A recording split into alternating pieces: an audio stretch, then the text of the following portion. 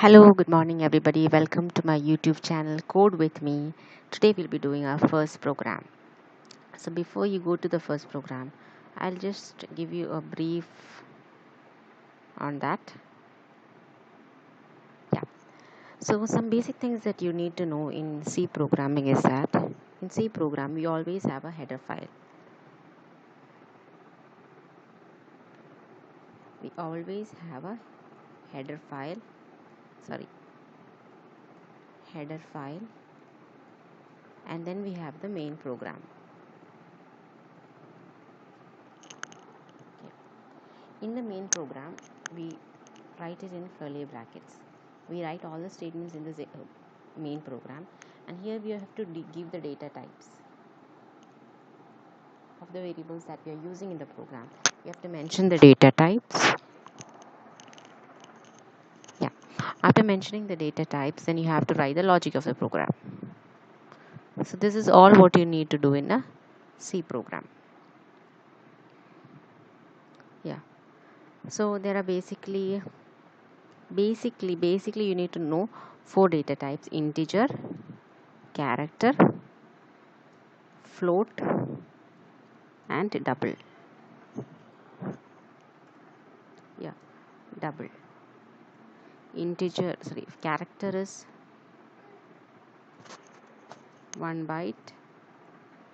Integer can be either 2 bytes or it can be 4 bytes. Float is always 4 byte and double is 8 byte. Float is 4 byte and double is 8 bytes. So I think 1 byte means 8 bits. So these are the different data types. And how do you represent integer in a C program? So representing an integer is like you have to represent using %d. For character, as you all know, it is %c, and for float it is %f, and for double it is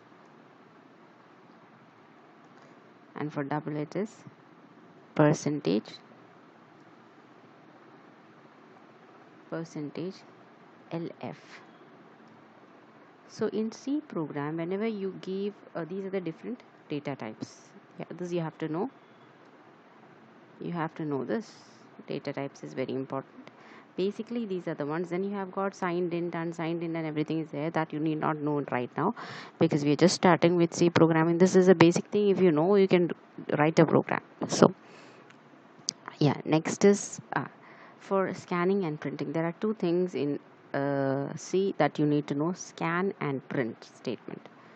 So scan and print statement, how you write is, for scan we don't give scan, we give it as scanf. Okay, and the bracket you have to write the statement and you have to give a semicolon. Print also we give it as printf, and you give the bracket and you give a semicolon. So in the scanf statement, so what you do is you have to scan an integer, then you in double quotes you give the representation of an integer %d, and to what address location you have to give it.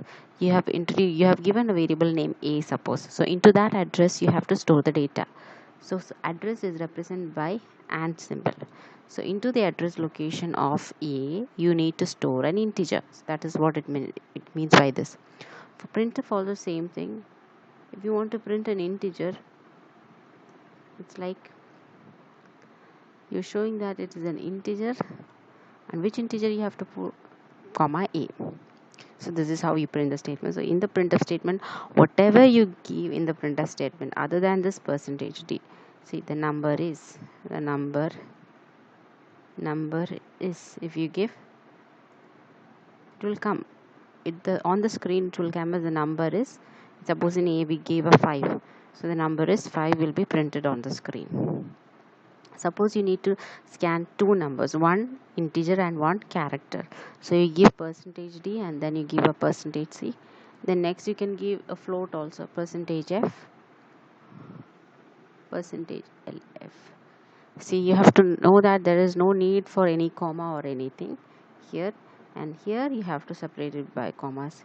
Into a we give an integer, into b we give a character, into C we give a floating point number, and into D we give a double that is represented by LF. Into D we give a double. Okay, the number is percentage D A, and if you want to print this, then you give a slash n, it goes to the next line. The number is A, the character is percentage C, so that you give it here, comma B. Then again you give a next line, the floating point number is, what was that? It was a percentage F, that you give here as C, and again you give a slash n, the double is, give a slash n, that will be slash n,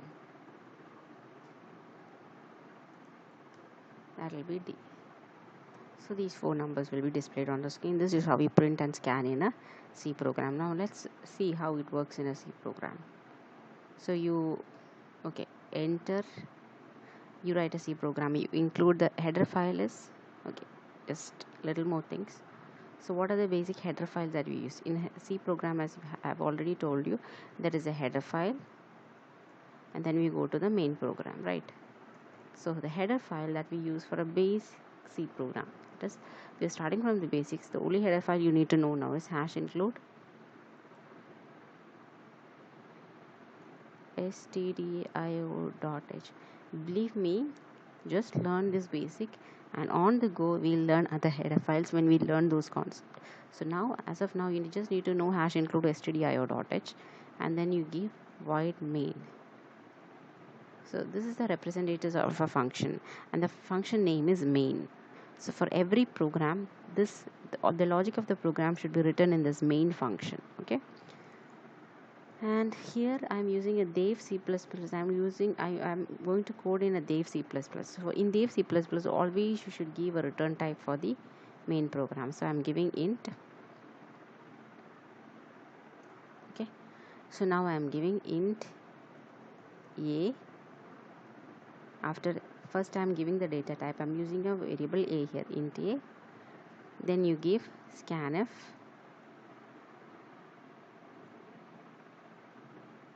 What do you need to scan? Okay, shall we go to the program and do this so that you can see the output? So you can write. First you have to declare the variables, then you can scan the variables, then you can print using the printf statements. You can print using the printf statements, and that also in double quotes. Okay, after each statement you need to put a semicolon, and then you need to index curly brackets. So this is how you write a C program. So we will fill the scanf and printf in a C program when we do in the platform. So the editor that I'm using here, the IDE that I'm using here is Dev C++, and this is the first program that we are going to do. So I'm giving two integers A and B, and S is a sum. This is sum of two numbers. So in the printf statement you're enter two numbers, semicolon. In the scanf you're scanning these two numbers. Again in printf the numbers are, it will come on the screen, A will come and B will come, and in printf the sum is and the sum is printed over here, and the sum gets printed over here. So this is how a basic C program goes. So I'll write it with you. If you have any confusion, just let me know. Okay, we'll write another program, then you'll understand it a little bit more.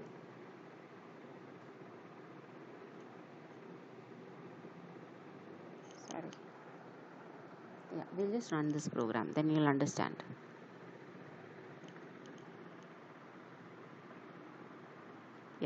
See, enter two numbers. First I have given the printf statement. just for you to understand. In the printf statement, I have given enter two numbers. So on the screen it comes, it prints on the screen enter two numbers. So now I enter 5 and 8. Okay. Now that is the step, scanf step, in which I'm scanning this 5 number into A, address location A, and this 8 number into address location B. And symbol represents the address. So into this address 5 gets stored, and into this address 8 gets stored. Now what will be the next step? Next step is printf statement. So on the printf statement, what you have given is the numbers are, so these two numbers gets displayed. The numbers are 5 and 8. 5 8 percentage d percentage d. A comes over here. In A, what is there? 5 is there. B comes over here. In what is there in B? 8 is there. So the next step, when I press and enter, it will be the numbers are 5 and 8. Now there is no more scan. So again the next step goes, the sum is gets displayed. So what is the sum? A plus B. So in printf statement, I am putting this S over here, and the value that is there in S gets stored over here. Since there is no slash n over here, it comes on the same line. So this is how this program is executed to find the sum of two numbers. Next we will do another program in which we are going to do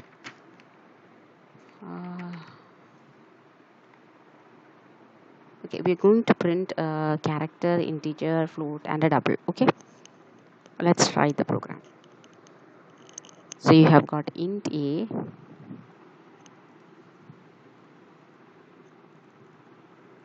char B,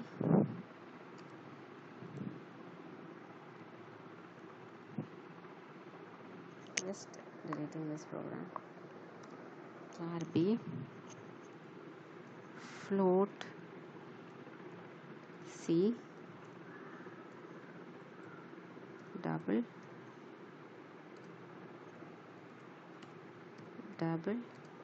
D.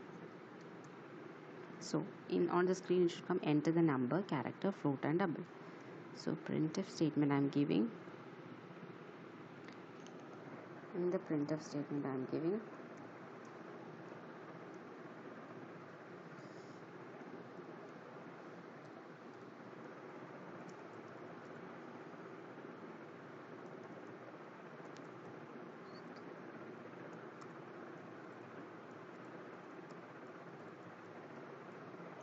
just give a slash and after that, so that it goes to the next line. That's it. Give the semicolon. Now you need to scan this int, char, float, and double, right? So you give a scanf.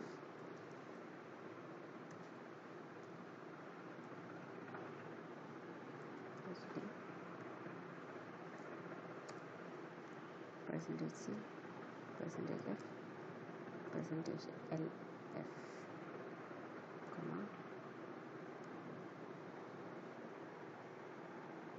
1 2 3 4 ampersands, ampersand A, comma ampersand B, comma ampersand C, comma ampersand D. These are the int, char, float, and double. A, B, C, D. Integer symbol, character symbol, float symbol, and double symbol. So I have given the representations and I have given the address locations. So into these address locations, the integer, character, float, and double will get stored. Yeah, now you need to print it. So printf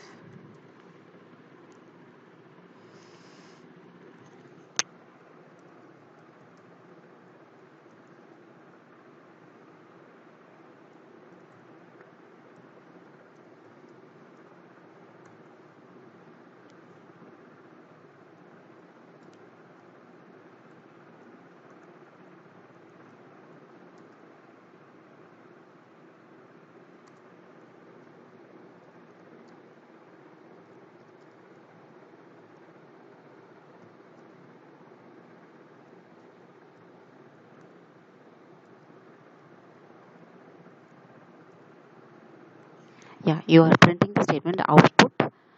Output is, you print A here, that is an integer, B here, that is a character, C and D. Okay, now you put a semicolon over here. Now always remember, in the scanf statement you have to put this AND symbol, because always when you're scanning into the address location. In the print statement there is no need for that. So now I am going to just make sure that I have put all the semicolons. Now we are going to compile and run. Okay, enter the integer 1, character A, float 7.9, double x 6.986.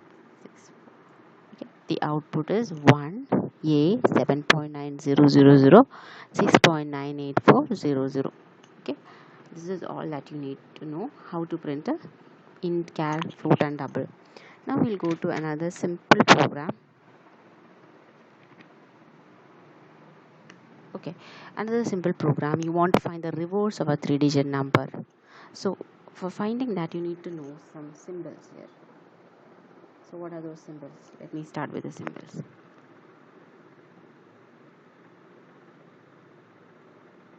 Okay, let me start with the symbols. The symbols that you need to know is, for multiplication we use this one, for addition we use plus sign, for subtraction we use minus sign, and for division we use this divide symbol, and for finding a remainder of a number use percentage, and then for next line we use /n. For a tab we use /t. So these are the symbols that we use in a C program. So let's find the reverse of a number. Yeah, the same program. So what do you need? You need an integer, that is enter. You need to print the statement, enter the number.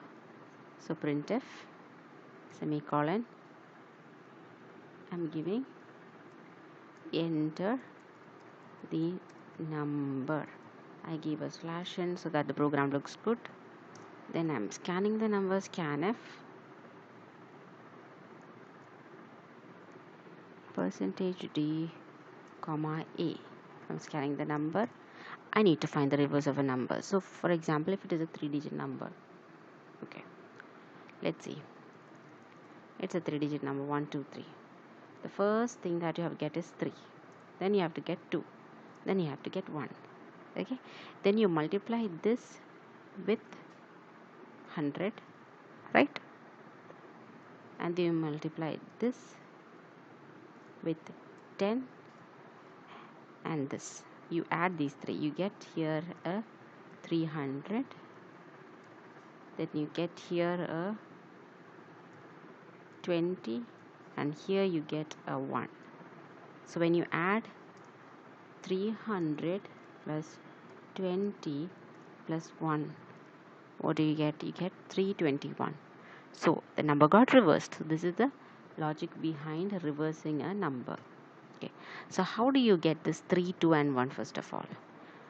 So getting this 3, 2 and 9, when you divide 123, okay, when you divide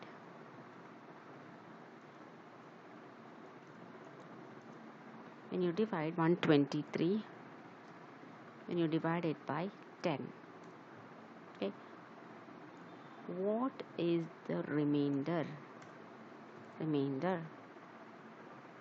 Yeah, you divide 123 divided by 10. 1s are 10, 23, 2s are 20, so the remainder becomes 3, right? So 123, for finding the remainder, the symbol is 3, percentage 10, the remainder is 3. You store that remainder into a variable. Suppose I store it into b. Then what I get is, okay, you find the remainder, then you also divide this by 10. When you divide this by 10, you get 12, right? So you find the remainder with 10. What is the remainder? You get 2, right? So that is stored in C. Again you divide by 10. You divide by 10, okay? Then you find the remainder. Then again you find the remainder. Then what happens is, when you divide 12, when you divide by 10, what do you get? You get 1, right? Okay, that you store in another number D. So you got 3, you got 2, you got 1. And then what you have to do? 3 into 100, 2 into 20, 1 into 1 into 1 itself, and you add 300 plus 20 plus 1, then you get 321. So the logic is very simple. You divide, logic is very simple.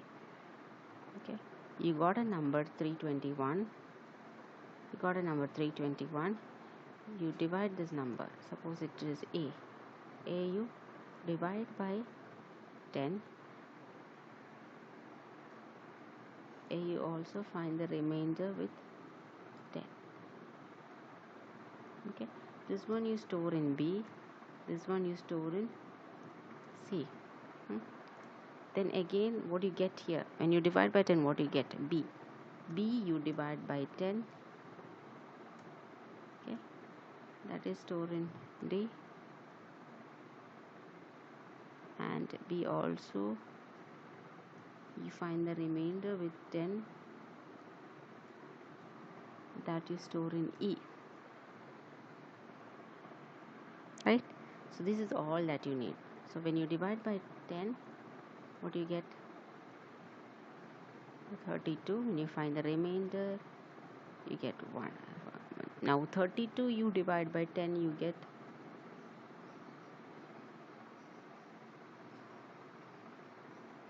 32 you divide by 10, you get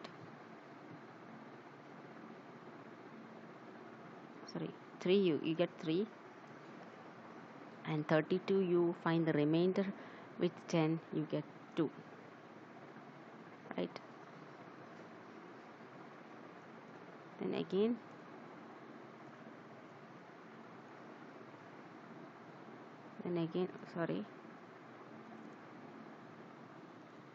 again what you do is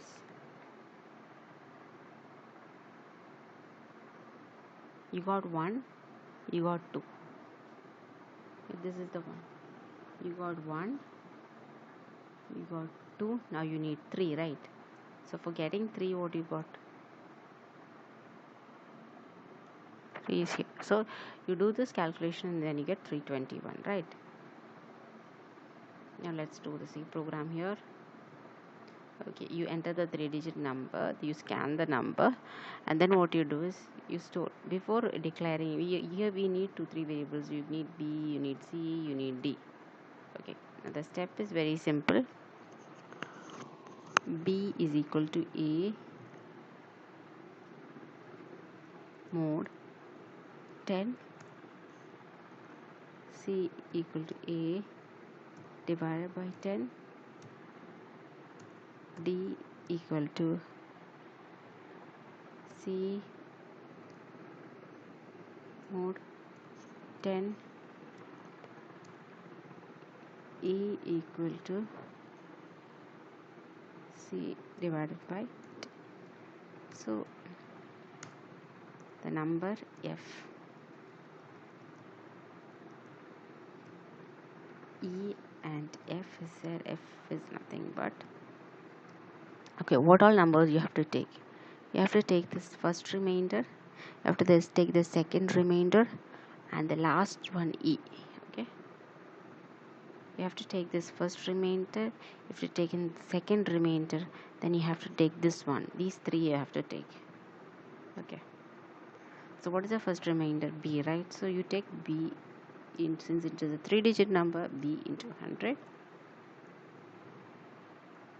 plus second remainder is D, right? D into 10 plus, okay, the last one, when you divide you get E, right? So add, and then what you have to do is just have to print F, the reversed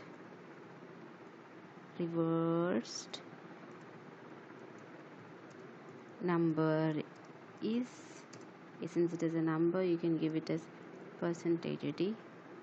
What is it? F. You give the semicolon. Okay, now you execute the program, compile and run.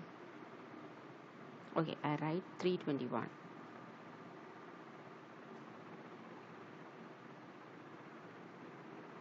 What? Enter the number percentage. Sorry, here you need to put the ampersand, I forgot. And always when you scan, need to put the and symbol, not ampersand, and symbol. Enter the number 321. Yeah, the reverse number is 123. So this is how you do a reverse of a number. Then do you need any other program?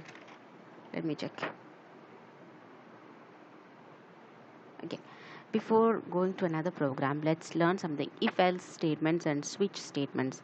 Okay, if else, switch, and for loop, these three we'll learn, and we'll go to into a little more exciting programs. Okay, thank you for you watching my YouTube channel, and in the next video we'll see some more interesting programs. Okay, bye. Hello everybody, welcome to my YouTube channel Code with me. So I know you're ready to start with the condition statements. So today we'll be learning condition statements, if else statements. Almost everybody knows this, but just to brush up through the idea, I'll just give you a brief on what is a condition statement. So the basic condition statement is, we are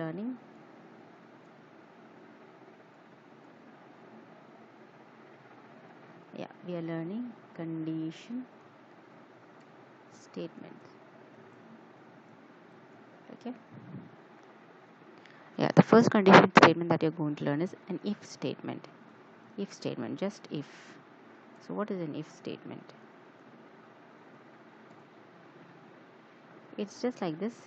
If you give a condition inside this is the condition. If sub condition is true, no semicolon over here, you open the curly bracket, you write the logic here.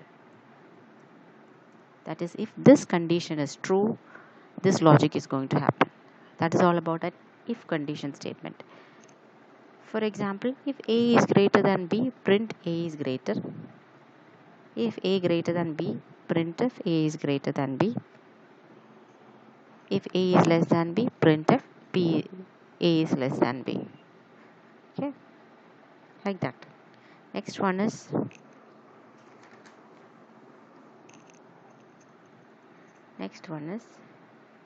if else statement. If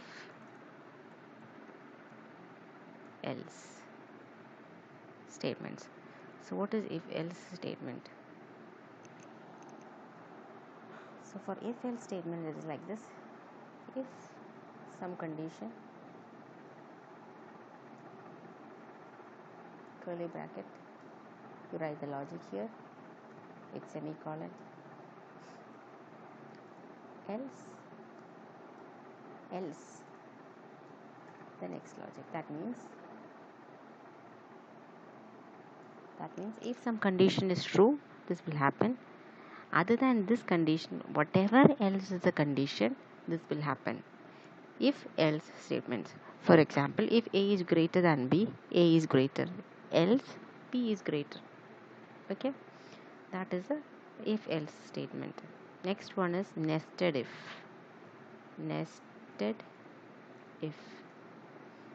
So nested means, nest means that is something inside it, right? Something is staying inside it. So inside an if statement, there is an if else statement. Okay, inside an if else statement, there is another if else statement. For example, if statement, if some condition is true,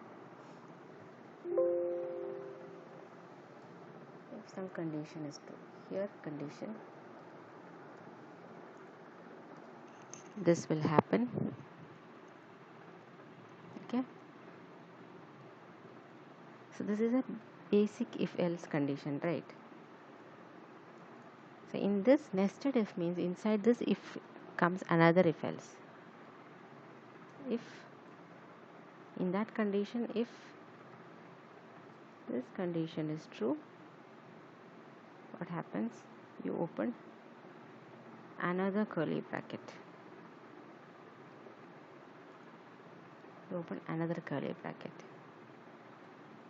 This is what is all about nested if, and in this if comes the logic.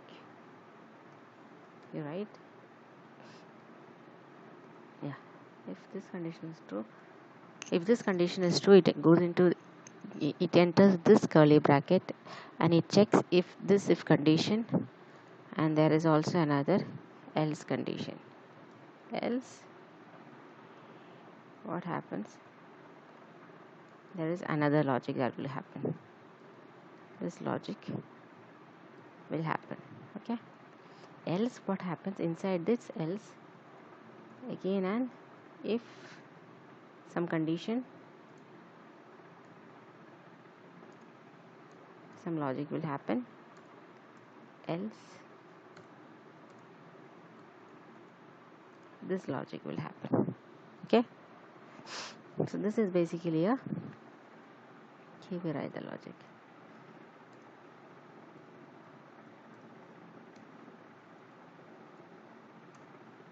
Here we write the logic of the program.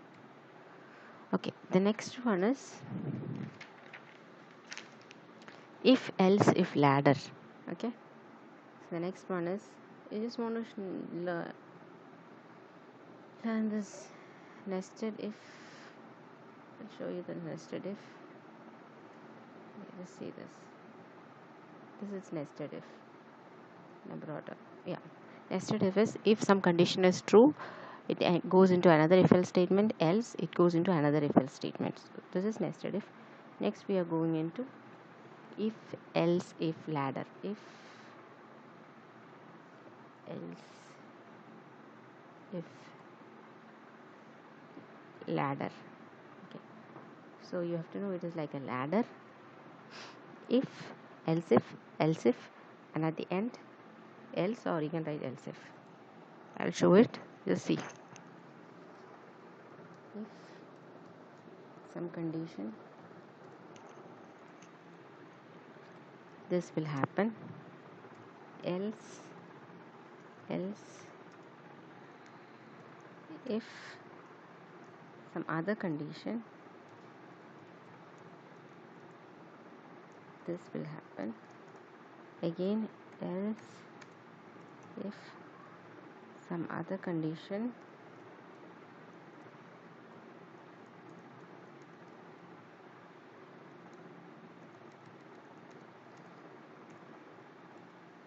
this will happen. And at the end, what happens is you go to another else statement, and else this will happen.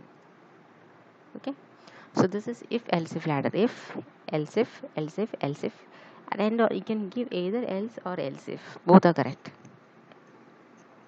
Okay, now there are some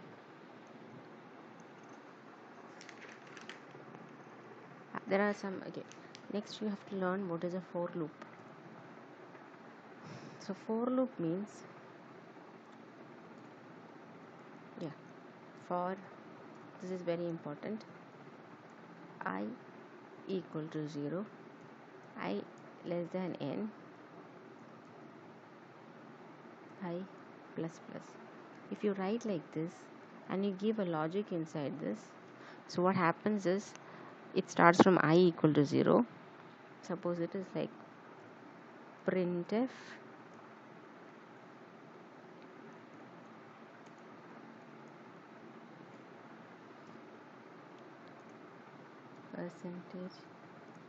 percentage d comma I. So what happens is it is going for I equal to 0.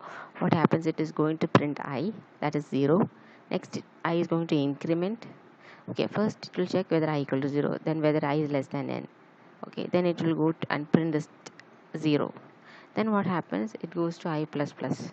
I will increment, it will become 1, and then it will print 1. Okay, at the first case these two statements will happen. It goes to this and it comes back, it goes to this statement, it goes to this statement, it will print the next one, it will go to this statement, it will print the next one. Like that it works. So this is a for loop. And there are also some relational operators that you have to know, that you already know. Just need to less than, greater than, less than or equal to, greater than or equal to, not equal to. So these are the relational operators. Okay, these are the relational operators. And then you have logical operators. That is and or symbol, and this is a not symbol. Okay, so when you do and, you know the logic of and. What is the logic of and? When both inputs are 0 0, the output is going to be 0. 1 0 also. So any one input is 0, then the output is going to be 0. So if both the conditions are true, output is going to be 1. So this is the logic of and. For an or, what is the logic? 0 0 0 1 1 0 1 1. For or, what happens is any one input is 1, any one input is high, then the output is going to be high. That is what happens with or. Okay, and for not, what happens is when you give 0, you get 1, and when you give 1, you get 0. Okay, so these are the logical operators that you need to know. Okay, now we'll go to the programming side.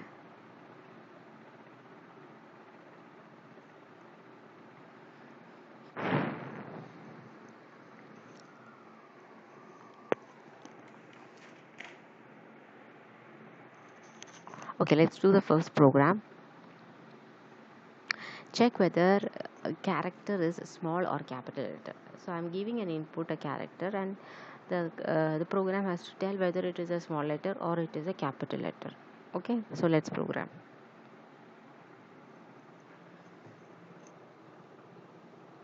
Yeah, the program is #include stdio.h. So I'm going to input a character, right? So you go to the void main, you start it, you start the curly bracket, and in that you declare the character A, and then you print if. What happens, what first code here has to come, you have on the screen it has to come, enter the character to check small or capital. Okay, this is what happens. And in the next line you have to give this character, right? So you need to scan this character, scanf. So this is basically a character, so it is %c, comma, where is it stored? It is stored in A. So always in scan you give an ampersand. In here you give int main, okay, not void main. Okay, you scan it. Okay, now you have to check whether this letter is going to be a small letter or a capital letter. So before doing that, you need to know one more thing.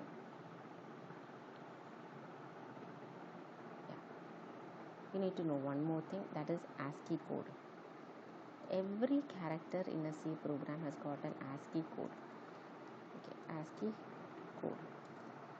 Small letter, if capital letter A to Z has got the corresponding codes. Small letter A to Z has got the corresponding codes. 0 to 9 has got the corresponding codes. So let's see what is capital A to Z. For capital A to Z, the codes are 65 to 90. Okay, let's start from 0 to 9. That is how it goes, 0 to 9.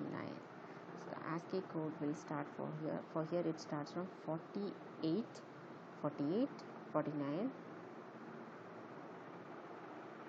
50, 51, 52, 53, 54, 55, 56, 57, right? Okay. For capital A to Z, it will be from 65 to 90. And for small letter A to Z, it will be from 97 to 122. So what is the difference between these two? Just understand the difference.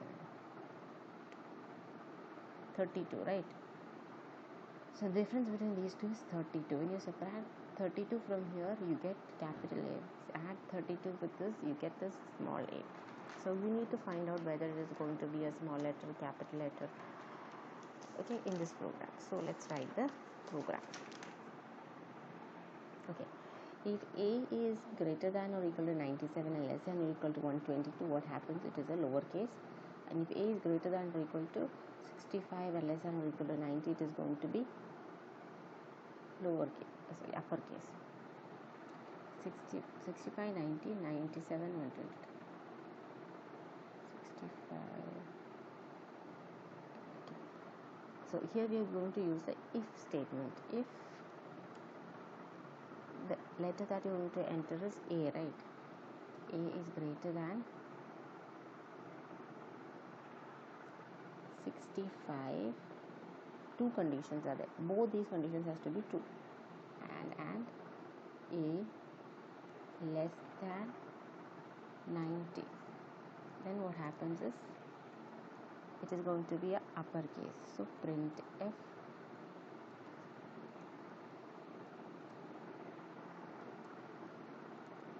uppercase. Otherwise, what happens if A is greater than 97? So you add 32 with it, you get 97, and add A less than, add 32 with it, 122, right? 122. If these two conditions are true, then it is going to be the lowercase letter. Print F lower case. Okay, so let's run. Make sure you have put semicolons. For an if statement there is no semicolon. Rest all has been done. For the scan there is an ampersand. Everything is done. So now you're going to compile and run.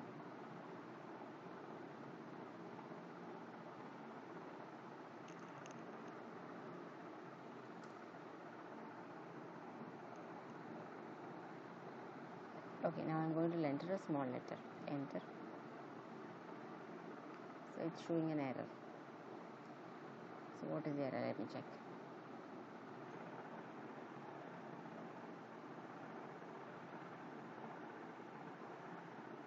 Okay, enter the letter. It is scanning. If this comes, it is scanning, but it is not going to the statement. So let's put a bracket here.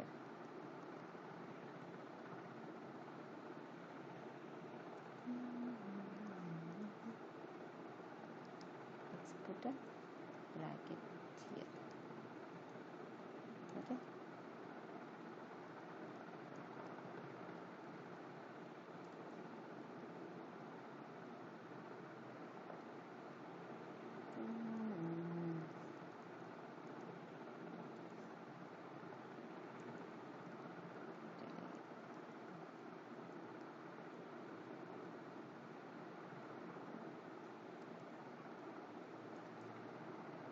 Okay, then you're going to compile and run.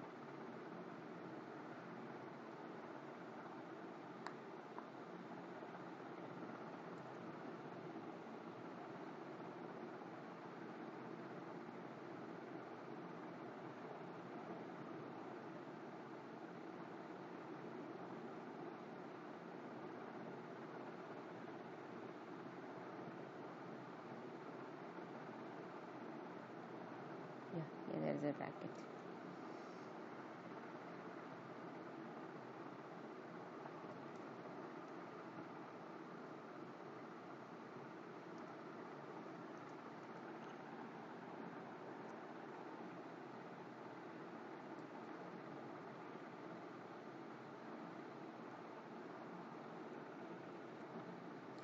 So here it is greater than or equal to and A less than or equal to. So again you run. You enter the letter, it comes lowercase, right? Again you enter a key, again you execute the program, compile and run, and you enter a capital letter, it comes uppercase. So this is how you do this program. So now let's go to the next program. See, if your next program is, if you're inputting a lowercase, then on the screen it should come, it is a lowercase letter, and then the corresponding uppercase letter should be displayed.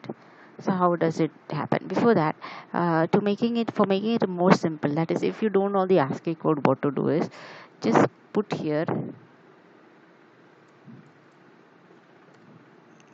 in single quotes, you put A, capital A, right, uppercase.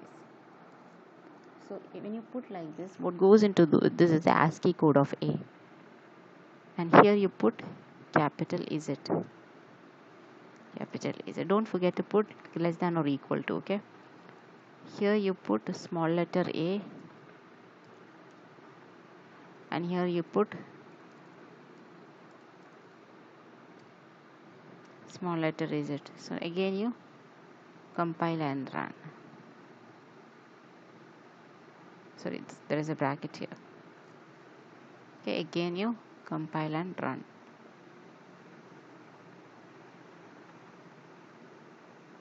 Sorry, the single quotes is not finished. Yeah, compile and run. Okay, you put capital letter, uppercase is displayed. So in case you do not know the ASCII code, you can just put this capital letter here in single quotes and small letter in single quotes. Okay, now the next program that we are going to do is, if it is a small letter, it will print if it is lowercase, and if it is a capital letter, it will print uppercase. The corresponding lowercase letter will be printed along with that. So same program I'm going to edit. So if it is a capital letter, it prints uppercase, and then what happens is you have to take A, and you have to, if you want to make it into a lowercase, what you have to do? What is the difference between these two? 32, right? The capital letter plus 32 will give you a small letter. Okay, so A plus 32, and then what happens is printf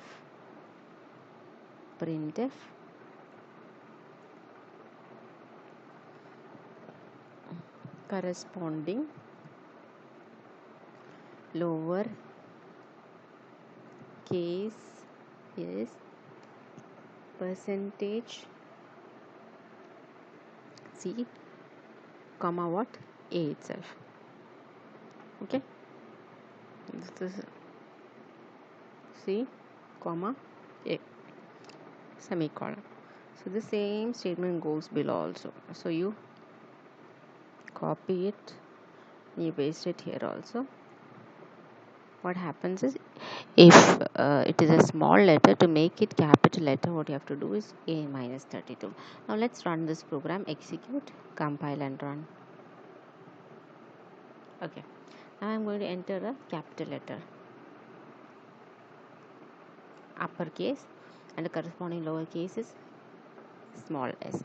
So I need to put a slash, and only then the program will be looking neat. Just put a slash in here, and also here also a slash in, here also a slash in, and here also a slash n. Okay, now let's again execute the program, compile and run.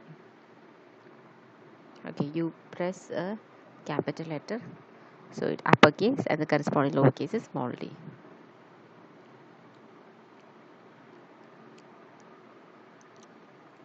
It is entering into the next loop also. What will you do?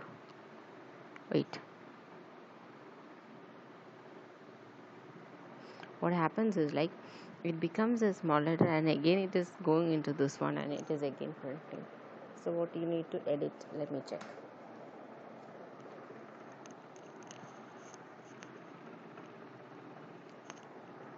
Wait, ഇരുന്നോണേ.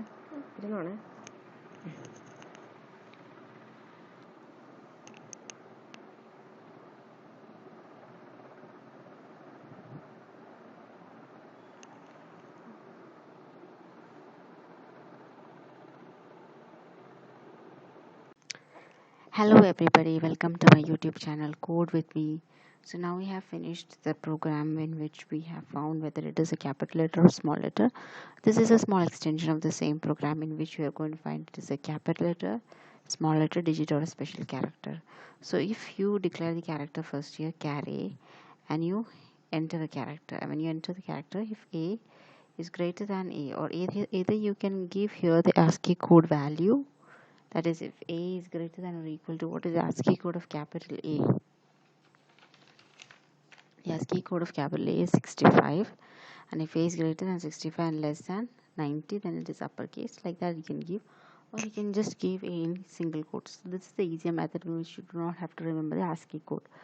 So here you give it like this, else if, but remember to put it in single quotes here. Here also single quote 0 to 9, then a digit. If it is none of these, else you have to do this. So when you run this program, you can see compile and run. Okay, I'll enter a special character. Okay, now again I need to compile and run F11.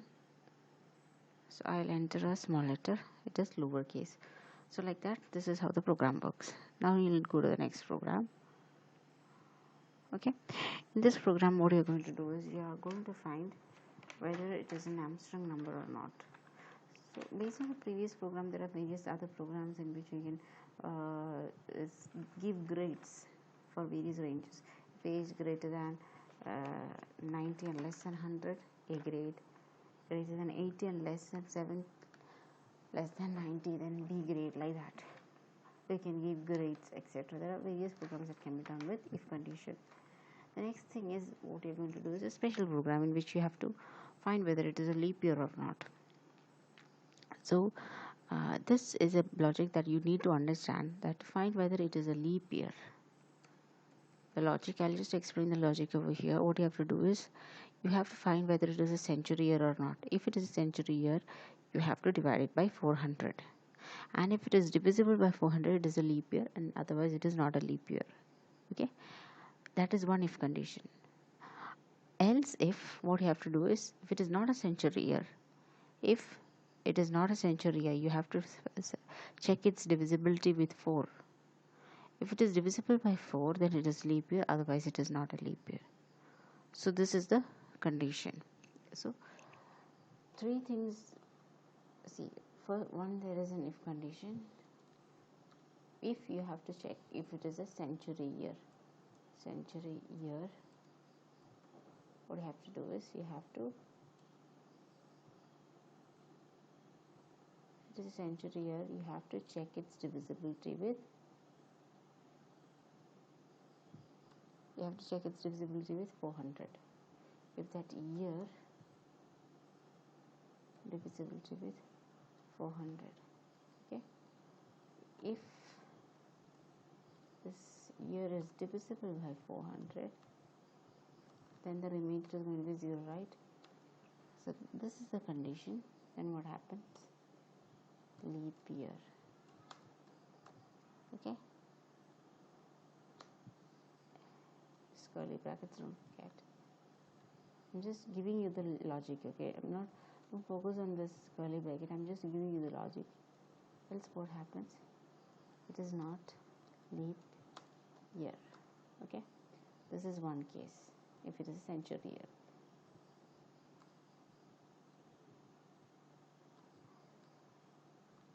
If it is a century year, this much is a logic. If it is not a century year, what you have to do is check its divisibility by years divisibility with 4. Okay, if it is divisible by 4, what you have to do? It is a leap year. Since you started with an if condition, you entered this if condition here. If that if condition is okay, then that will work. Otherwise, it will go to this if condition. Okay. And if this if condition is also not true, then what happens? It goes to else condition. What happens is it is not a leap year. Okay. This is the logic. Just understand the logic. Leap year question. So if it is a century year, check its divisibility with 400. If it is divisible, it is leap year, otherwise it's not. If it is not a century year, check its divisibility with 4. If it is divisible by 4, it is a leap year, otherwise it is not a leap year. If it is not a century year, if it is not a century year, if it is not divisible by 4, and you go to this condition, then it is not a leap year. So this is how the program goes. So let's write the program. So code with me. Let's do the program. Hash include st. Please open your laptop and write the code along with me. Don't copy from me, but just do along with me so that you can understand. Hope you have downloaded this platform, IDE Dev C++, so that we both are doing on the same platform. So please code with me. Okay, I'm giving an integer y. Y is our year. So then I'm giving printf whichever year you want to give here. What is the year that you want to give here? Okay, you can give the year over here. I'm giving enter the year. So it comes on the screen, enter the year. Then you have to scan the year, right? So scanf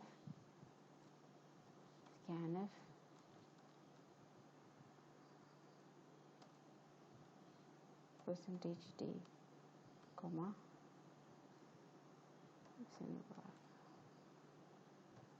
okay. So in scanf, don't forget to put the ampersand sign. So next the condition comes, if y percentage 100, if it is a century, check if it is a century year.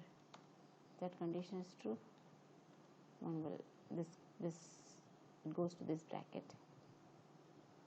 Otherwise, what happens? Else if, what do you have to check?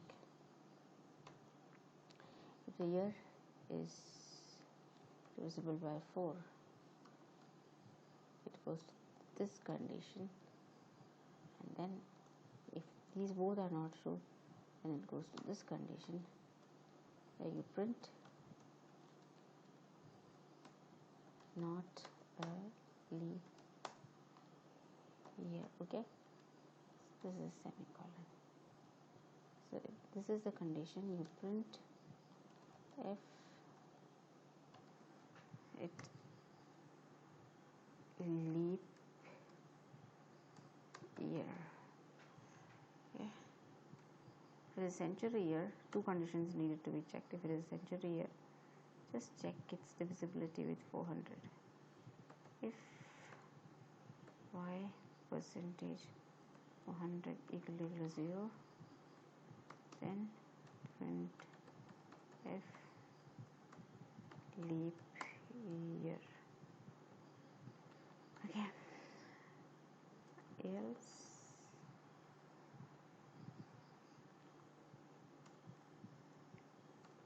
print f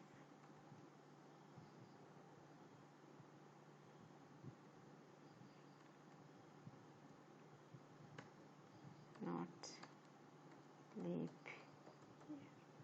So this is all you need to know. So this is the program.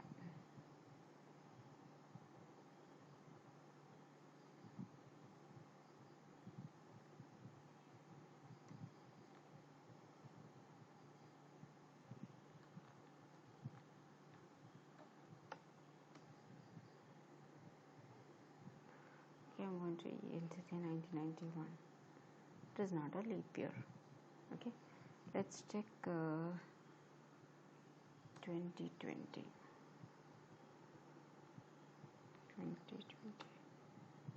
2020, it is a leap year. So 2020 is a leap year. Let's check 2016, it is a leap year. Okay, so a century year anyways. Okay, this is how the program goes. Okay, now let's go to the next program in which you are going to check whether it is an Armstrong number or not. So for that, what is an Armstrong number? Armstrong number is any number. What is an Armstrong number? If I give you 1, 2, 3, so count the number of digits. First you count number of digits. Okay, count the number of digits. There are 3 digits, so each number 1, 2, see, don't take this number, I'll give you another number, 5, 7, 5, 2, 5, 6. So what are the number of digits? Number of digits are 3. So take the first digit, and the second digit, and the third digit. So what you have to do is, this first digit raised to the number of digit 2 cube plus 5 cube plus 6 cube should be equal to 256 itself. So then in that case it will be an Armstrong number. Suppose I take 153, 153. So what is 1 cube? 1. What is 5 cube? 125. What is 3 cube? 27. So just add these 3 numbers. Okay, just add these 3 numbers. Okay, let's see what do you get.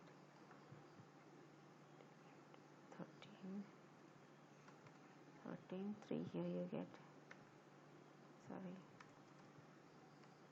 here you get 3, 5 and 1. So 153 itself you get, right? This is equal to 153 itself. 153 if you take, you add 1 cube plus 27. This is 1 cube, this is 5 cube, this is 3 cube. You get the same number, 153. So in that case, that is an Armstrong number. So how to do this program? So let's do this program.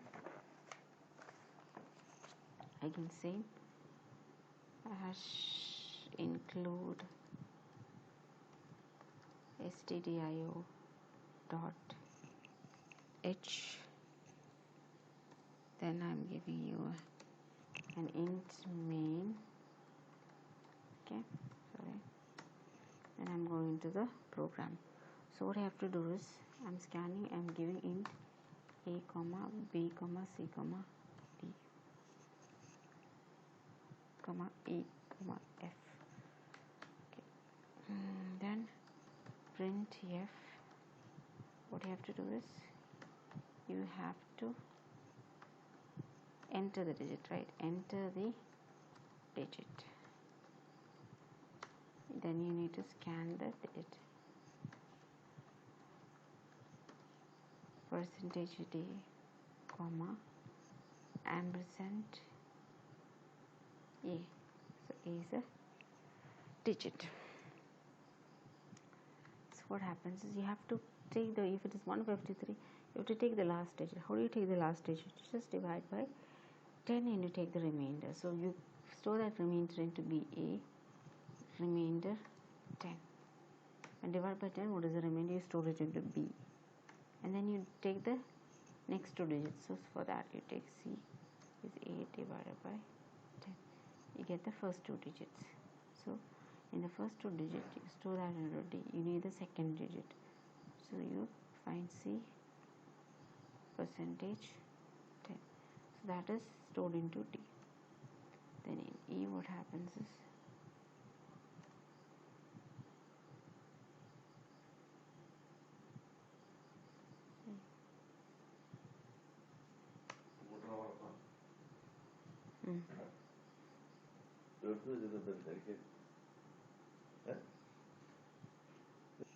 okay, so this is the last digit, this is second last digit, this is the first digit. So first digit cube, e cube plus d cube plus b cube, we should give the same number. If that f is equal to the same number that we have given, if f is equal to a, then it is an Armstrong number.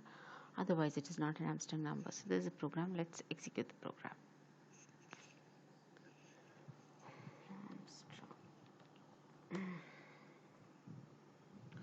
So I'm giving in a simple number 235. It is not an Armstrong number.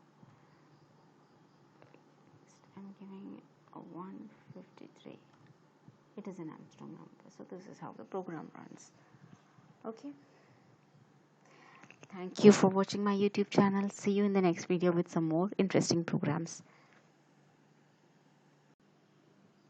Hello everybody, welcome to my YouTube channel Code with me. It's really fun coding. So let's go to the next program in which you're going to learn some more syntaxes for switch statements, for loops, etc. So let's go to switch statement.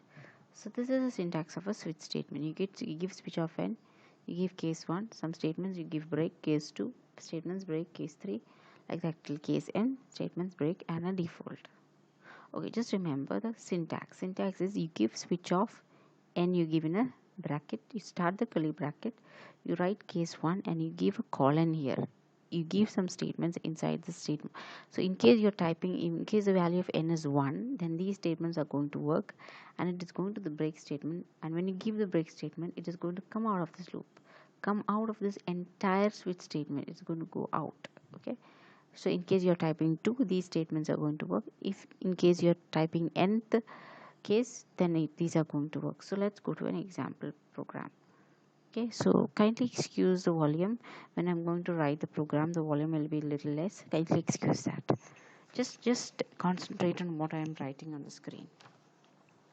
Okay, I'm starting with hash include stdio.h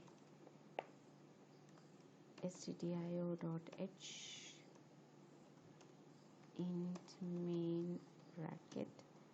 I'm going to start the brackets. Okay, I'm going to do sum difference multiplication and a default condition. Okay, you're going to enter the case is given in n, give the numbers in a and b. So you have to scan n, a and b, right? So you have to print what? You have to print enter the case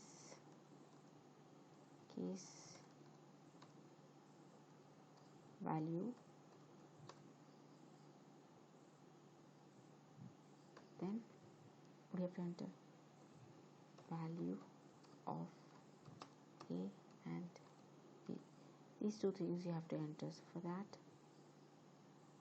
okay, you have to scan it, right? So scanf, what all things you have to scan? You have to scan percentage d, percentage d, percentage d, right? Okay, let's give a space. That's okay. You have to scan this much, right? So you give a comma, you give, whenever you scan, you give percent, right? Comma,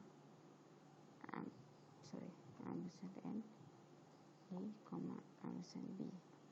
Okay, so you scan these three. You scan these three, and then you're going to go to the switch statement. Switch off. What is the value? N, right? So no semicolon here. You start the curly bracket. You give case 1. So for the case, you give a capital letter. No, it's not capital. It is small. Case 1. What happens? You give a colon. You give some statements. What you have to do? You have to add these two numbers, right? So what do you have to print on this table? Printf sum is, okay, sum is what?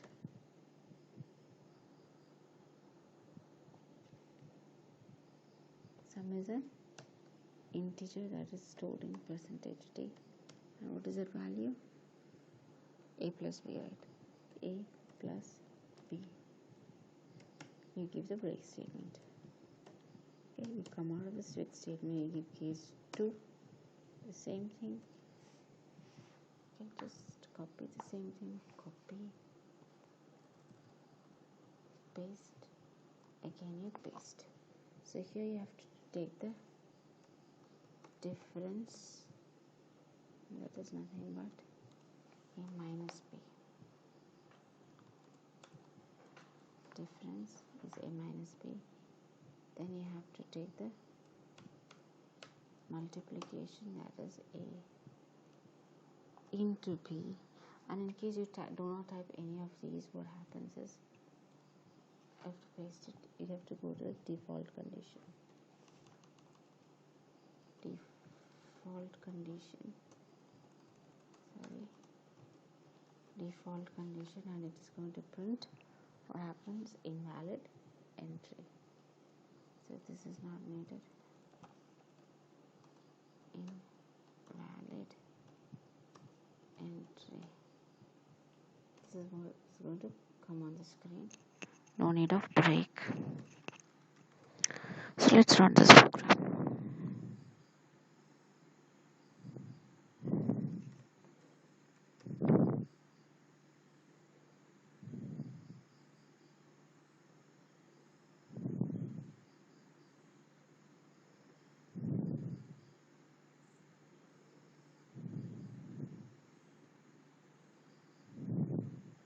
Sorry, it's case 2. I know it's case 3. Now let's run. Okay, I'm going to run case 2. There is a difference of 6 and 9. So it is -3, right? So this is how the program runs. Okay, just to clarify, I'm going to do the multiplication. Value of A is 7, 9. 7 is 63. Let's do another case. I'm going to enter an invalid entry.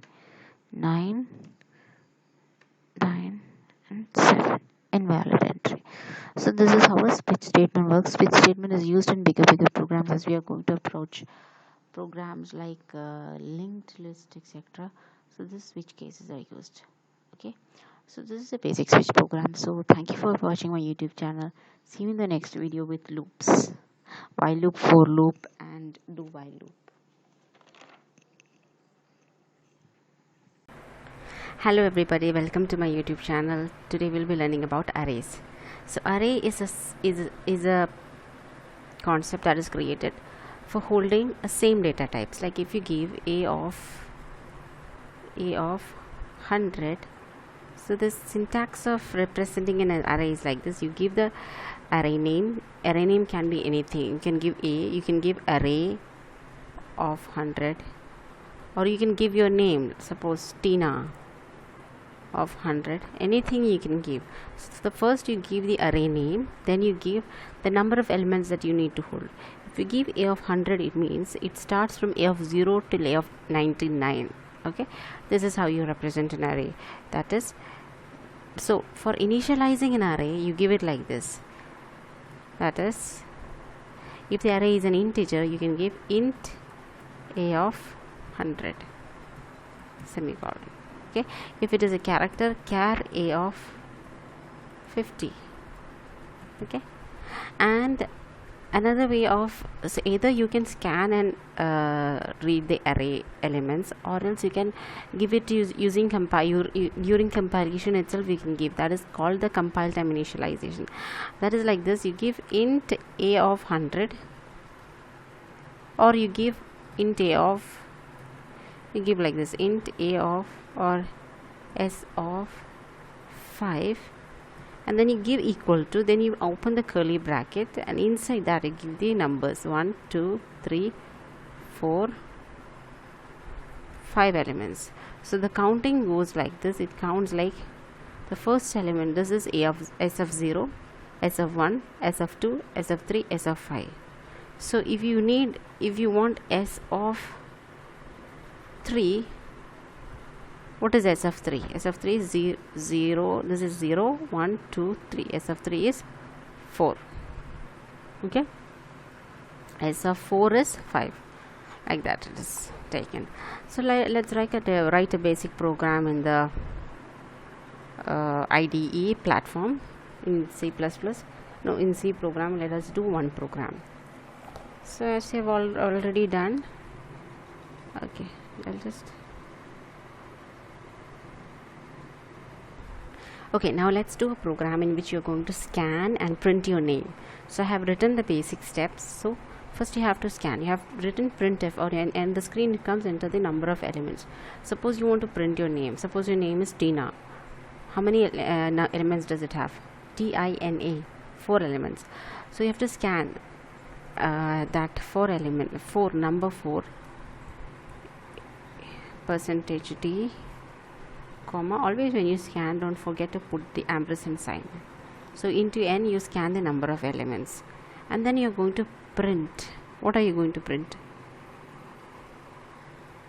on the screen. Now the next thing that has to be printed is enter your name. So the number of elements you can give like 100 or 200, anything you can give, so that you can type any name. Suppose if you give only 4, then you can only scan elements, names that have got 4 letters only. Okay, so you are going to enter the name. Always when you scan and print an array, you always use a for loop, any loop, only inside a loop you can do that. So for I is equal to 0. Now let me type it so that the video goes fast. So normally how do you write a loop, like for loop? So you have to scan the elements. So you give the statement scanf. So what is the thing that you're scanning? You're scanning a character, every character. So %c you give. So one very important thing that you have to note while scanning a character is something that I'll show you when I run this program. There will be something that I will teach you later. So now you write it normally, then you can understand. You get %c, comma. So what are you scanning? You're scanning into which array? You're scanning into a of I, right? So first a of 0 comes, a of 0 is stored, then I is incremented to 1, a of 1 is stored, like that till how many elements, that till how many, like if n is 100, till n it is going to scan. So how much ever is the number of elements it is going to scan. So you have scanned it. Then what you are going to do, you're going to print. So first it has to come printf my name is. So now let me write the loop. Okay, so now I have completed writing the program. I have scanned the array and I have also printed the array. Now one very important thing that I told you, which I will tell at the end of the program, is that always when you scan a character, always put a space here. Otherwise what happens, you on the screen it comes enter the number of elements. You enter the number of elements, like if it is 5, you press 5 and then you press enter, right? So that enter goes into this character. It reads as a character, so the first letter will be enter. Okay, to prevent that you have to put a space over here. Okay, so that it goes there and the first letter that is being scanned is the first letter itself. So you put a space over here, then you run the program. Okay, compile and I'll show you the difference. Okay, enter the number of elements. Suppose it is Meera. Okay, MEERA. Okay, sorry, if it is David, DAVID. Okay, David, 5 letters, 5 DAVID. Then I press enter. So when you press this enter, okay, this is fine, this is correct now. But if you don't put this space over here, always remember you have to put the space, otherwise your program will be error. You will not be able to find the mistake, because this is something that you'll forget on the go. So just keep it in mind. So for 5 elements for David, so enter your name. I'm entering David and pressing enter. See, the first letter, the first thing that was scanned here was enter. Then the second is D, third, 4, 5. So the 5 elements comes here. The first is enter. Enter cannot be shown on the screen, and that is why enter has come in this next line. That is why it has come in the next line. Understood? See, if you do not give this the enter, the my name is has come into the next line, right? But here I haven't given any next line, but it automatically came next line. If I put a space over here, that enter will go in that space itself. So when you compile and run, 5 David, press enter. See, my name is David, it came on the same line, and the complete letters are printed. So this is something that you have to really remember when you scan a character. You have to always put a space before %c. So this is a program to scan and print an array of characters. So next we will go to a bigger programs like sorting, which is very important. Selection sorting and bubble sorting is very important in C program. Okay, bye, and keep watching my YouTube channel. Of course, there are problems. This is a new channel, so there will be problems with sound and some program problems will be there. Please give your reviews so that I can improve on that, and I can teach you C programming as you learn in any training institute or anywhere in schools or colleges, as you learn. So just keep responding. If you want to learn more, ask me doubts. I'll be clearing it, and we'll be proceeding further. On the go, I'll be improving the quality of sound, everything I'll be improving. So keep watching my YouTube channel, and do comment and subscribe and like my YouTube channel, and also give your reviews. Thank you. Hello everybody, welcome to my YouTube channel. Now we'll be learning very important topic in arrays, that is sorting. So let's start. In sorting, we have two types of sorting. One is the selection sorting, and the next one is a bubble sorting. Okay, so you learn what is selection sort and bubble sort in detail. Let me give you an example. So if you have got sorting, means basically arranging the numbers in ascending order, in increasing order or decreasing order. So you have numbers 5, 2, 6, 1. Okay, so in selection sorting, what you're doing is you select a number. Oh God. In selection sorting, you select a number, the first number, and you compare it with all the other numbers. Okay, the first step is you select the number 5. So don't take this example, let's take another example in which there are a little bit more numbers so that you can understand. Okay, so it takes the first number 5. It selects the first number 5. It compares with 2, then 6, then 1, then 9, then 8. Okay, so I'm going to arrange in ascending order, that is in increasing order. So first I compare 5 and 2. So 5 is bigger. I have to what do you call, flip it, means what do you call it, I have to change the position of 2 to 5 and 5 to 2. What do you call that? Swap it. Yeah, I have to swap those two numbers. So first I swap, the first step I swap those two numbers. I got the sequence as 2, 5. Wait, yeah, so you swap these two numbers, 2 and 5. So the sequence becomes 2, 5, 6, 1, 9 and 8. Yes. Okay, now you compare, means you select the position. So select the first position and you compare with this position. Next you compare 2 and 6. Okay, the first position and the third position. So you need not swap, right? So you get the same sequence, 2, 5, 6, 1, 9, 8. Now you get the first position and the fourth position.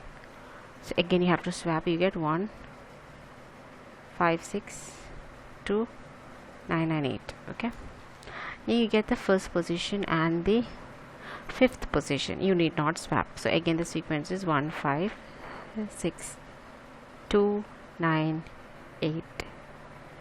And the first and the last position you need not swap. Again the same number, 1, 5, 6, 2, 9, 8.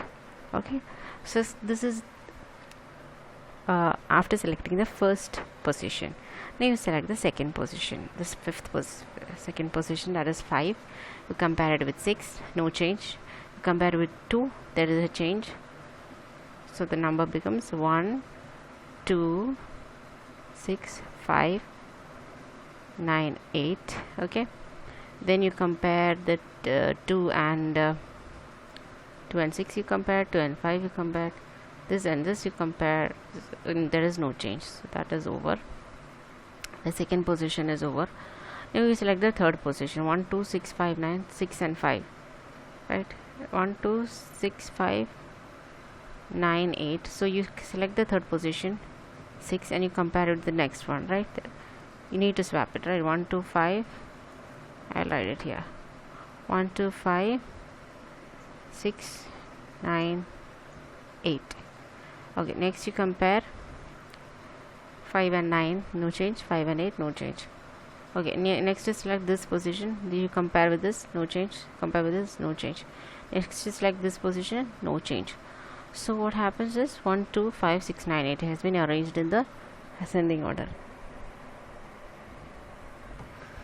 So this is selection sorting. Yes, now we'll be doing a program on selection sort. So this is the basic skeleton I have written, in which I have declared the variables. Hope you can see it.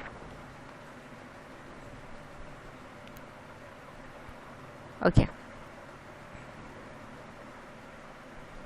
Yeah, hope you can see it. The program is like, so you declare the variables. You need an array. So you need the number of elements in the array which can be stored in n.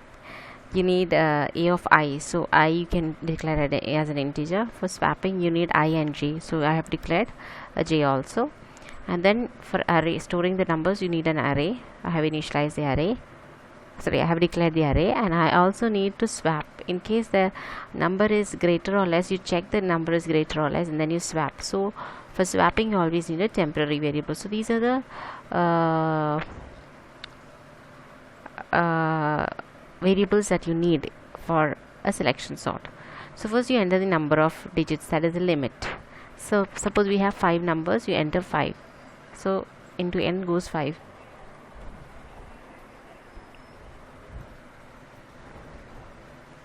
Okay, after entering the limit you enter the array. So for entering an array you need a for loop, and into that you give scanf %d ampersand a of I. So this much I have written, and the next steps are for swapping. So you need 2 loops basically.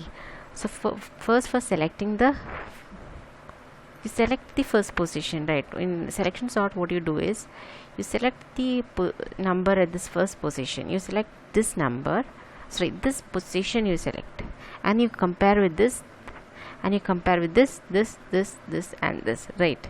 So for I loop I take this position. For j loop I increment from, what is j? Basically I plus 1. Okay, from I plus 1 till here. So in the j loop I have for j is equal to I plus 1 till j less than n. For I loop I have till j less than n. For I loop I have I equal to 0 to I less than n minus 1. That is I take till here, right? I select the first position, I select the second, third, fourth, fifth. I do not have to take this position since there is nothing beyond it. So I go from I equal to 0 to I equal to n minus I less than n minus 1, right? I equal to n minus 1 is this, I less than n minus 1. For I loop I go from I equal to 0 to I less than n minus 1, and for j loop I go from j is equal to next one, I plus 1. If I take I here, j is I plus 1 from here till the last one, till I less than till j less than n. Okay, so hope it is clear, right? Okay, let me make it more clearer for you.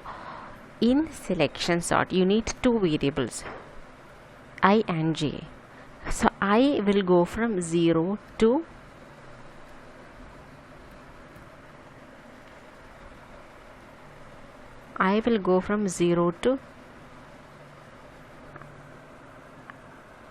I less than n minus 1. That means till here. I equal to n minus 1 is this, so I less than n minus 1 is this, so till here. That is from 5. First it selects first position, then second, then third, then fourth, then fifth. Okay, only till 5 you need I. J you need from here till the last one. So it's j equal to 0 to j less than n. This is how it goes. So this is a basic idea of a selection sort. Now let's try the program. So if you know that the loop is very easy to write, I equal to 0, I less than n minus 1, right? I plus plus. Okay, I put a curly bracket, I put 4, j equal to 0, j less than n, till the last digit. Let us go, j plus plus. Okay, then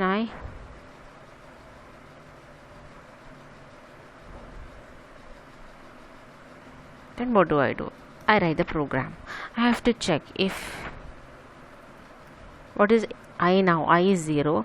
Sorry, j is from I plus 1. Okay, this one. Okay, if I is 0 and j is 1 right now, so I have to check a of 0 and a of 1. So that is a of I and a of j. I have to check, right? So if a of I, if a of I is great, I'm going to arrange in ascending order. If it is greater than a of j, then you have to swap. If this condition is true, then you have to swap. Then you have to store a of I into a temporary variable. T is equal to a of I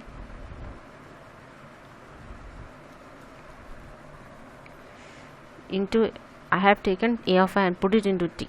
Now into a of I have to put a of j, right?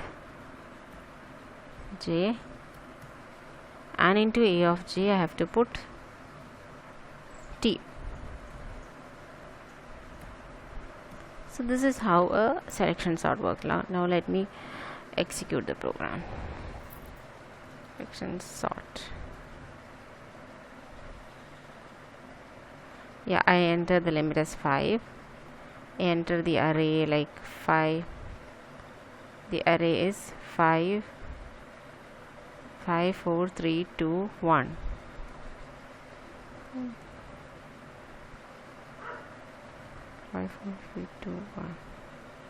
Let me check.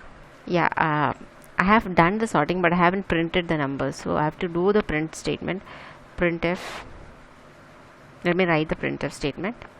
Basically what you have to do, you have to do a loop and you have to do the printf statement. I from 0 to I less than n, I plus plus, and inside the loop you just have to print it. That is the only step that was missing. Printf. What do you do in printf statement? You do not need an ampersand, and you need to represent what data type you are putting into it. %d, comma a of I. So in a of I, now we have the sorted array. Okay. Now we'll run the program. I have printed the array F11.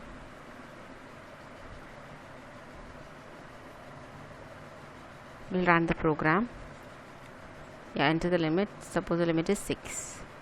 I'm going to enter the array 3, 5, 6, 2, 1, 4.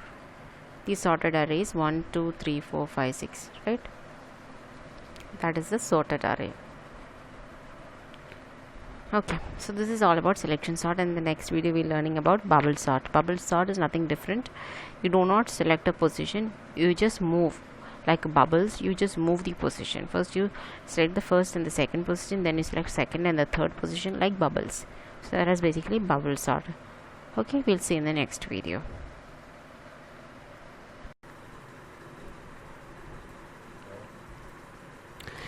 Hello everyone, welcome to my YouTube channel Code with me. So coding is really fun. Let's learn bubble sort.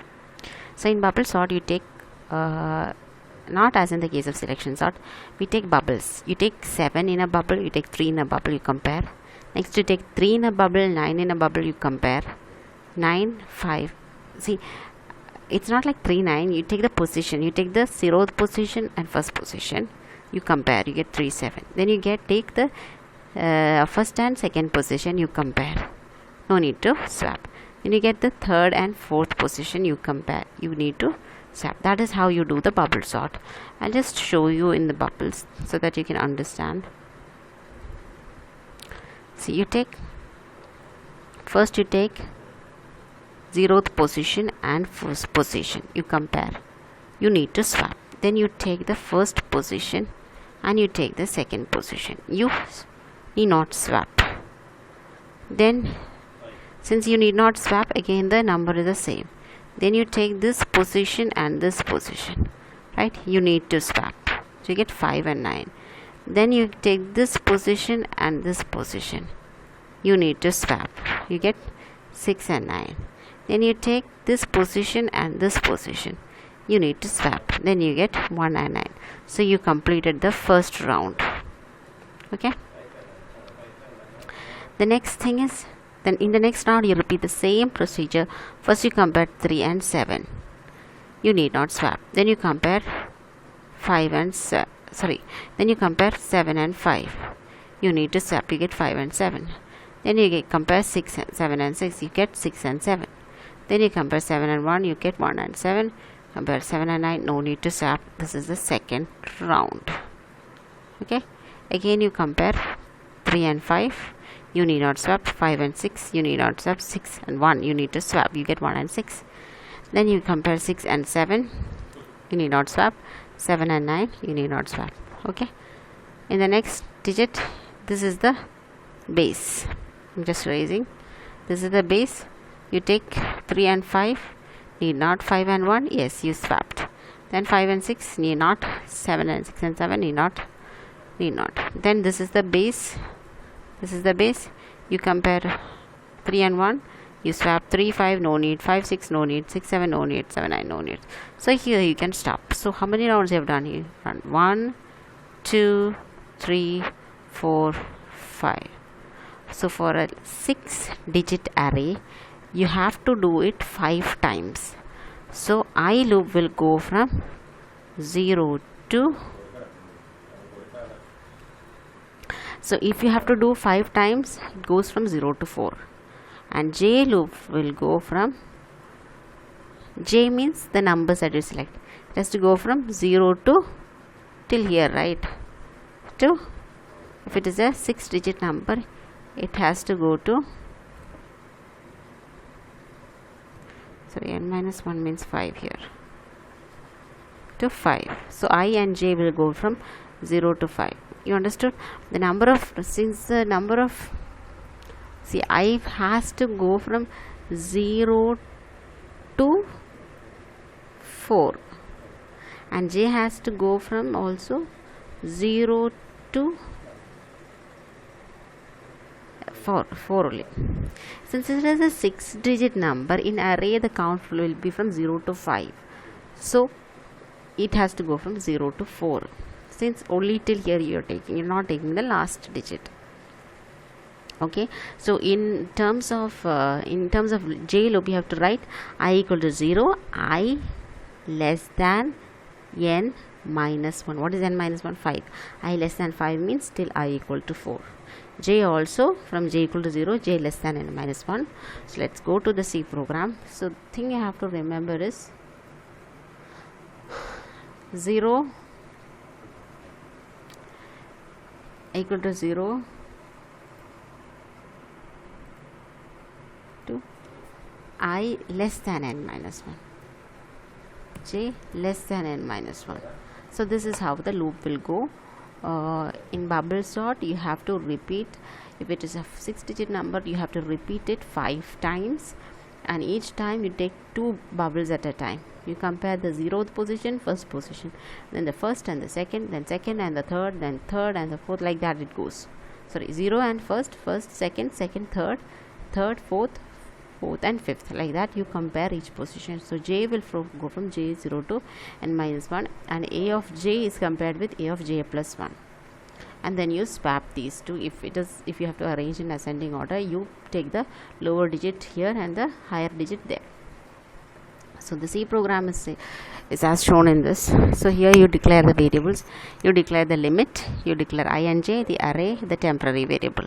You enter the limit, you scan the limit, you enter the array, you scan the array, and you do the swapping from I 0 to n minus 1, J 0 to n minus 1, A of J. If it is greater, if the first digit is greater, then what you have to do, you have to store it into take the first digit and store it into a temporary variable, and into the first position you put the second digit, and into the second digit you store the temporary variable, and then you print the array. So let's execute, compile and run the program. So you enter an 8-digit number. Okay, 1. Oh, sorry, I entered a unwanted variable. You enter a 6-digit number. 2, 5, 9, 2, 1, 2. See, 1 2 2 2 5 9. Okay, just arranged in the ascending order. Okay, this is all about the bubble sort. Next we'll go to the next topic. Thank you all for watching to my YouTube channel. Please press the subscribe button and the like button. See you in the next video. Okay everybody, welcome to my YouTube channel Code with me. So let's go to the next program. We'll learn what is a two-dimensional array. So basically, two-dimensional array means there will be two dimensions, rows and columns. Earlier we had learned only about rows, right? So here we are adding 0th row, first row, second row. Like that we have 0th column, first column and second column. Like how many ever you want you can add. So this is how a two-dimensional array will look. How many ever you want you can do. So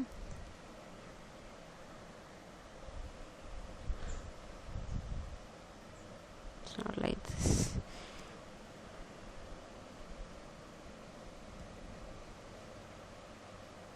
Yeah, likewise there are 3 rows and there are 3 columns, 0th row, first row and second row, like that. How many ever columns you want you can do. So in the 0th row, 0th column you can add any number. So suppose the value is like 89, and in 0th row, first column the value is like 55, and then we have like that we can add any number of numbers, right? So that is how it goes. So suppose the name of this array is A. Okay, then what is A? 0 0. Come on, you can tell. Please comment in the comment section. What is A of 0 0? 89. What is A of 0 1? Yes, it is 55. Likewise 0 2 will 54. Like that, if you change this to 1, A of 1 2 will be 55. Okay, I'll just change this number, otherwise will get confused. 58. Okay, what is A of 1 2? 1 2 is 58. A of 1 1 is 95. So this is how you represent a two-dimensional array. So how do we scan and print a two-dimensional array? We'll see it in the program. So let's go to our program and see how to do that.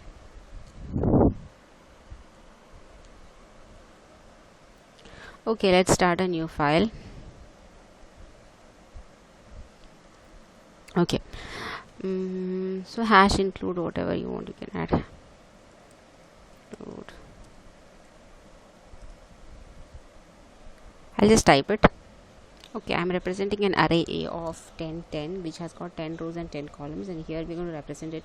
The first row in the first curly bracket I'm going to give it as 1 2 3, and the second row will be in the second curly bracket, 1 2 3. Okay, and the second row will be separated by a comma. Put a comma here, and then again you get 1 comma 2 comma 3. Okay, this is how you do it.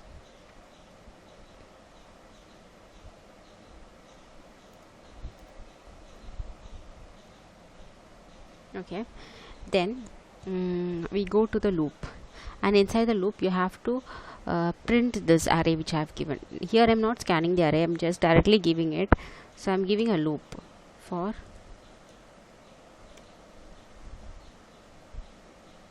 so I'm going to print this array.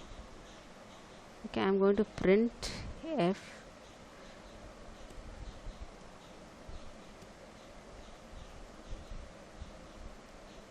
%d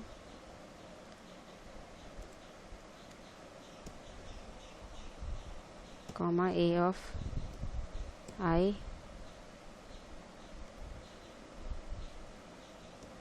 j.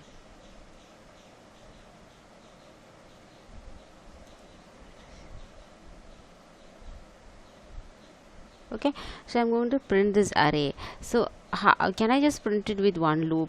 I have to enter into the first row and first 0th row, 0th column, 0th row, first column, right? So 0 will be constant, the row will be constant, the column has to keep changing till 0 to 3. So for that we need to keep a loop for j equal to 0. Okay, Okay, after completing the first row, then you have to go to the next line. So after completing this J loop, you have to print the next line, right? So you put this inside a slash n. Okay.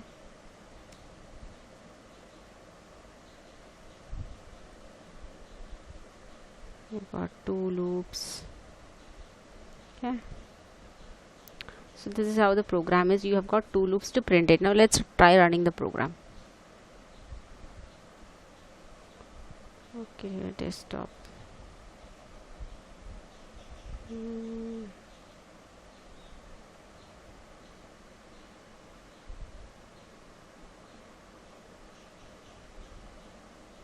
Let me show you the errors also.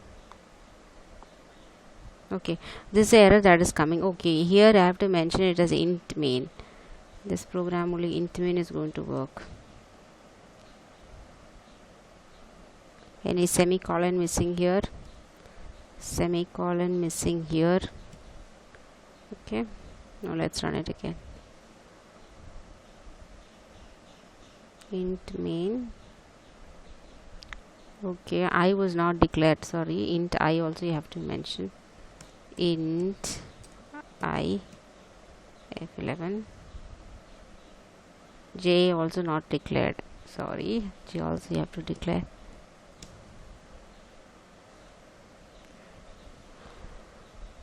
Okay, see, it's printing 1 2 3 1 2 3. There is no slash n. What happened?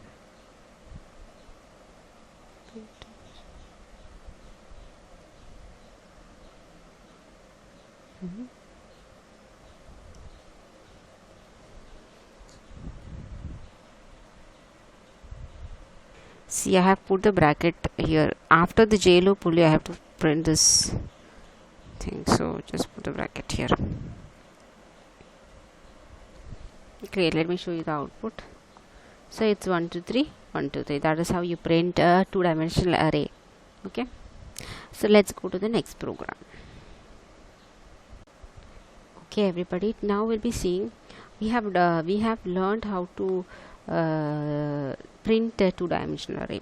Similarly, without giving it as an input in the program, you can just scan the array and then print it. For scanning, it's the same loop as a print loop only, but only difference is you have to give scanf %d ampersand a of ij. Okay, that's the only difference. Same loop. So you can just try it out, and if you have any doubts, just give it in the comment section so that I can share the program with you. I'll be sharing the program files with you if you want it. Okay, so okay, now how about addition? It's the same thing. You give a of a array, you give the in a similar way you can scan the b array. Just give another same loop, I loop and j loop, and just give a of ij plus b of ij. That is it. And then you have to print the sum. S of ij, you have to print it. That is how you find the sum. Okay, you can just try it out and just let me know in the comment section if you have any doubts. I'll share the program with you. I'll clear your doubts. So the only thing that has got a little twist in this array, 2-dimensional array, is multiplication. There is not much twist, but the ij, what is the limit that you have to give, so that you have to multiply, right? So the multiplication, you take the first row of the first column and first column of the second array, first row of the first array and first column of the first array, second array, and then you multiply and add. Okay, you take the sum of the multiples, right? That is how you take the multiplication in 2-dimensional array. So I'll just show you, if you have any doubt how the multiplication goes about. Just a basic logic is, suppose you have got an array like 1. Yeah, the number one thing is the number of rows. Just write it down. Rows of first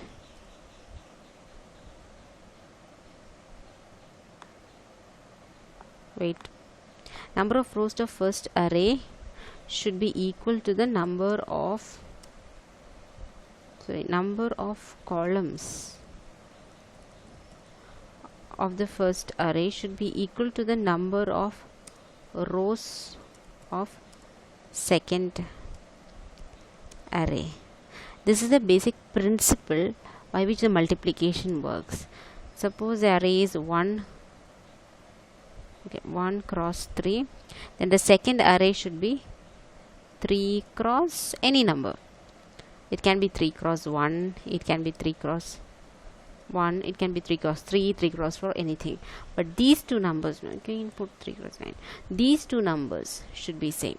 Okay, and understood? So the number of columns of the first array and the number of rows of the second array should be same. This is the basic principle for multiplication to happen. So how about doing the multiplication? So you have got the first array 1 2 3, you have got 2 ting ting. Okay, this is a 2 cross 3 matrix. So next I'm going to write a 3 cross 1 matrix.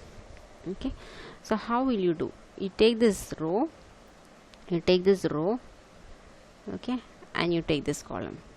1 into 3, 3, plus 2 into 4, 8, plus 3 into 6, 18. So you add those 3.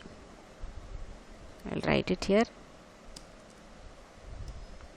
1 into 3, 3 plus 8 plus 18. So the value will be 11, 28, 29, right? 29, yeah, 29. Okay, that will be the value. That will be the answer will be how? This is a 2 cross 3, 3 cross 1. So it will be 2 cross 1, 2 cross 1 matrix, right? 2 rows and 1 column. Okay. Okay, now what is the next?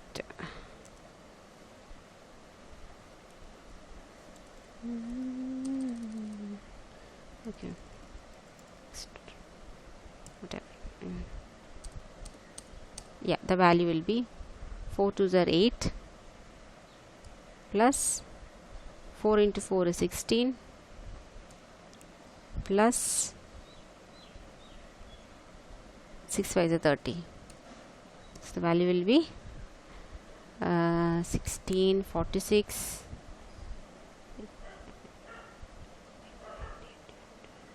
54.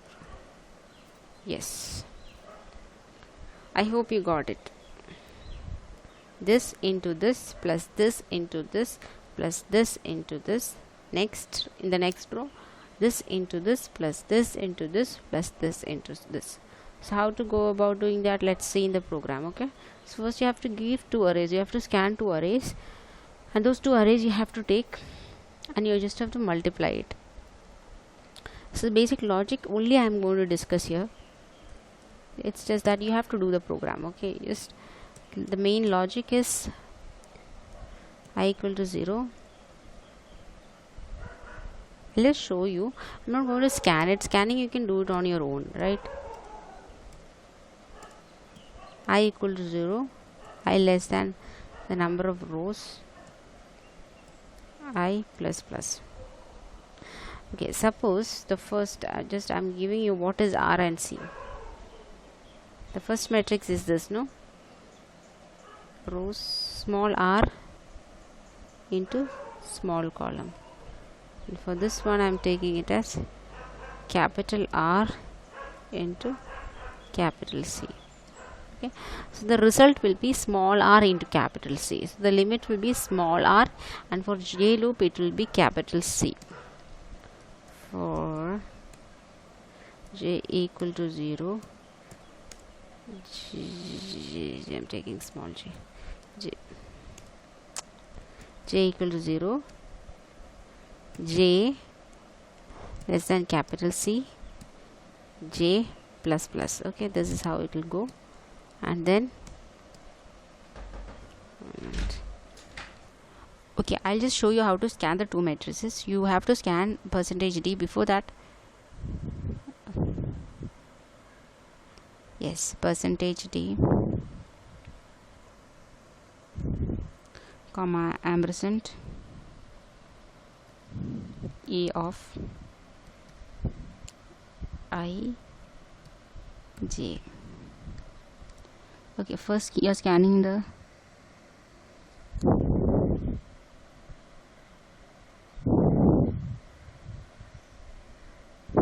okay, I'll just show you how to scan also. So I'm just changing the program. I'm scanning the first matrix.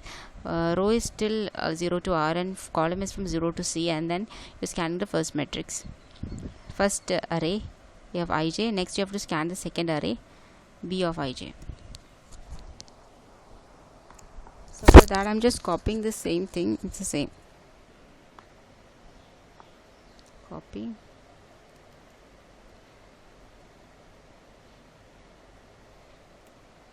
Okay, for the second matrix I'm giving it as capital R and capital C. Okay, so I'm just giving either you can scan R, C, everything, or you can just give it as input only. So I'm just starting it with int main.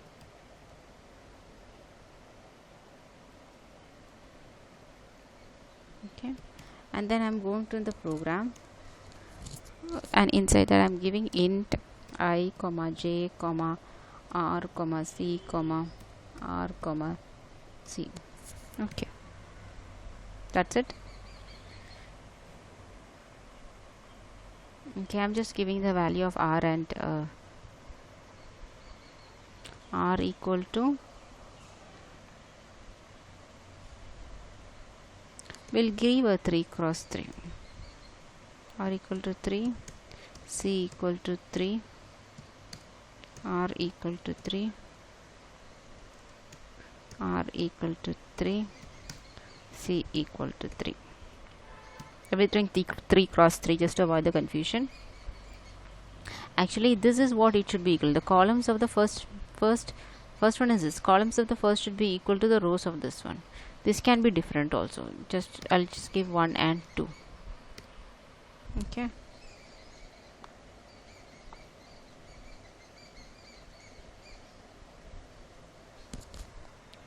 Okay, now you understood. So I'll just write the loop for multiplication. I'll just copy the same thing so that I don't have to write the loop again. But the only difference is for this one it will be small r and capital C, and you need not scan anything, you have to multiply. So you have to first initialize the multiplication matrix to 0. So int m, I'm just giving a 10. Okay, matrix I'm giving, two-dimensional array I'm giving, and then I'm giving I'm initializing it to 0. Okay, inside this loop, inside the j loop, I'm initializing mij equal to 0.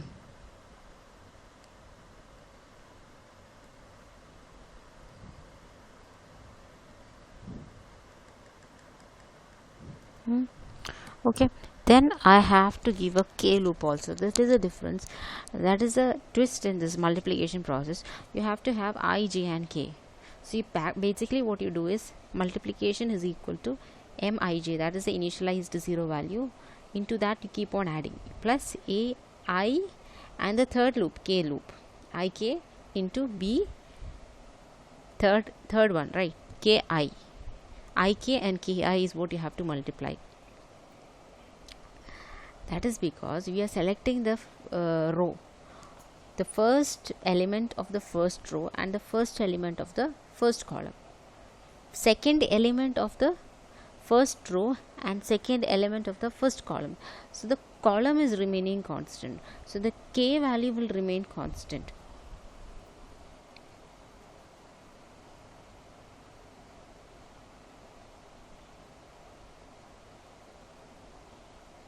Okay, if you have any confusion, just look at this. Okay, just write one more loop. Yeah, what are the number of columns of the second matrix? That is what you have to write here. For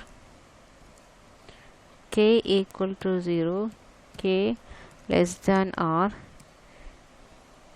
less than c, k plus plus. Okay. Now what you have to do is row column Ij. So now you have to write the multiplication. Mij equal to Mij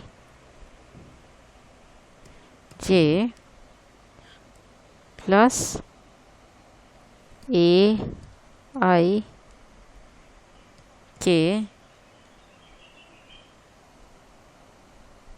into Bkj into Bkj. Yeah, how basically how it works, I'll just explain. IKKG. Okay, that's it. And one more thing is that you have to initialize. You have initialized. Okay, you have to initialize k also. Just initialize int k also. Okay, now you have to print this Mij, right? So just write the print loop also.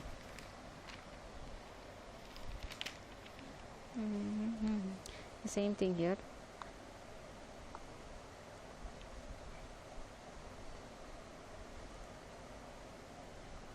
This okay, just writing this. Okay, it will be small r and capital C. You have to print this print f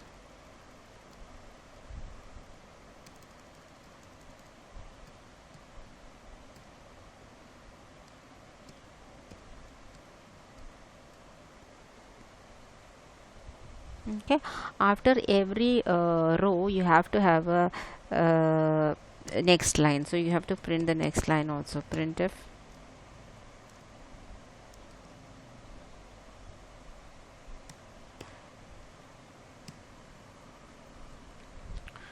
okay. This is how the multiplication works. Now let's run the program and see. Okay, I'm not checking any errors. There might be errors, but I'll just clear it up afterwards. Oh god, what did I do here?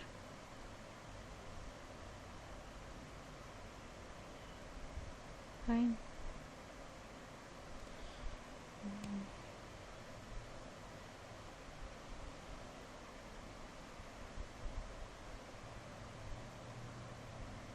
The brackets are getting confused.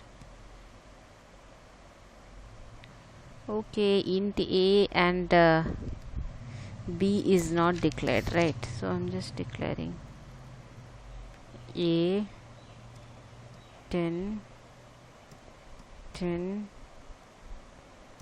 b 10 10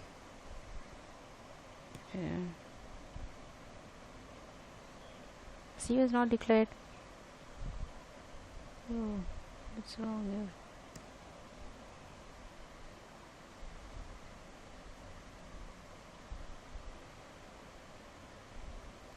The brackets are getting confused. Let me just clear the errors and I'll show. Okay, let's see if there are any more errors.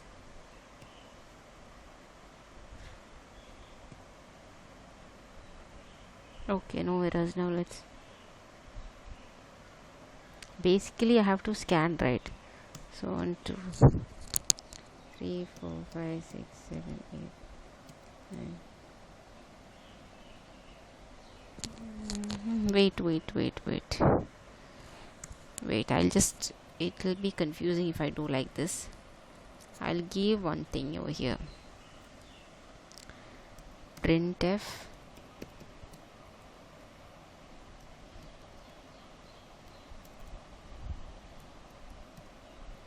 enter first 2x3 matrix. Okay,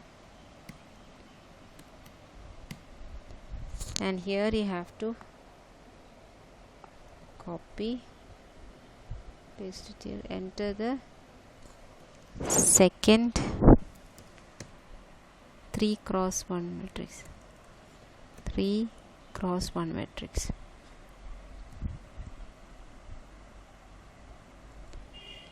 Okay, 2x3, so there are 2 rows and 3 columns.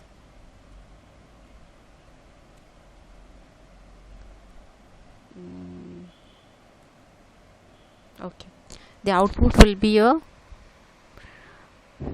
2 cross 1 matrix, right? 2 rows and 1 column, 90 and 101. So let me change this to like 2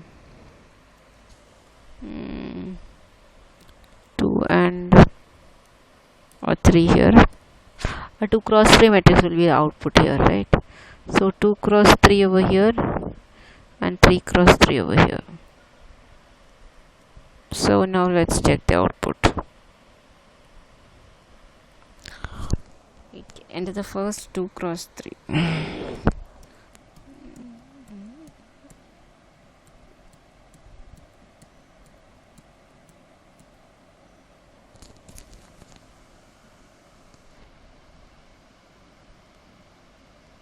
Okay, the output is a 2 cross.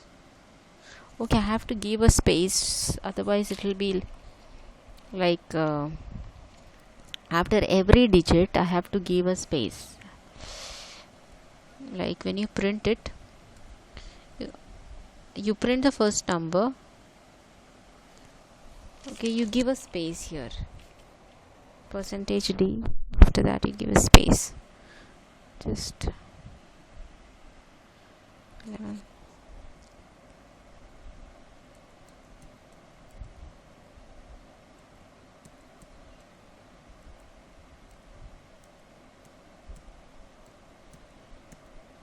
Okay, so this is output. You get a 2 cross 3 matrix. So this is how the matrix multiplication goes about. Only thing you have to remember is you have to have 3 loops, I, j and k, and then you multiply a I k with b k j. Okay, yeah, how the logic works out, you just need to think for a little while. Just take the multiplication, how it is happening. I'll just show you. If you are confused, I'll just show you how it happens. You take the you first enter into the I loop, so I will be 0. Next enter into the j loop, so j will also be 0. Next enter into the k loop, so k starts from 0 to the number of columns in this one, right? So aik, what is aik?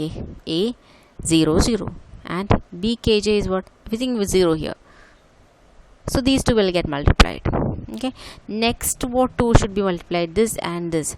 So what you have to change? I will be again 0 only, I will remain constant, but k will, it goes to the second column, sorry, it goes to the first column, and then k again, bkj, it comes to the second, bk, and j will, what is j? J is still 0, and again next you go I will remain constant, k will get incremented, so it goes here, this and this. So that is how it gets multiplied.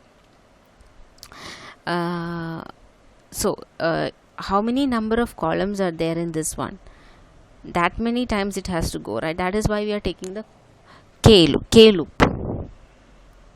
So columns of the second matrix are very important. If you have 2 columns over here, this and this you have to multiply, then you have to multiply this and this, so the k it has to go to this next column, right? Next column, yeah. So that is the only difference here. So that is how matrix multiplication happens. So if you have any doubts regarding this matrix multiplication, do let me know in the comment sections, and I'll be clearing this for you in the coming videos. If you want my programs to be uploaded as a separate video file or a Word file, I will upload it for you. Please let me know if you want any such thing as for giving you help. I'm very much interested in giving you help. Okay, so let's see you in the next video with a new topic. Okay, take care, bye. Hello everybody, welcome to my YouTube channel Code with me. So today we'll be dealing with a new topic, that is string. A string is anything like a combination of characters. Characters can be numbers, letters, alphabets, special character, anything. So you type something like this, it becomes a string. Okay, anything, this you can add anything. This complete thing is called a string. This complete thing is a string. Okay, so in C language what happens is, a string always ends in a /0.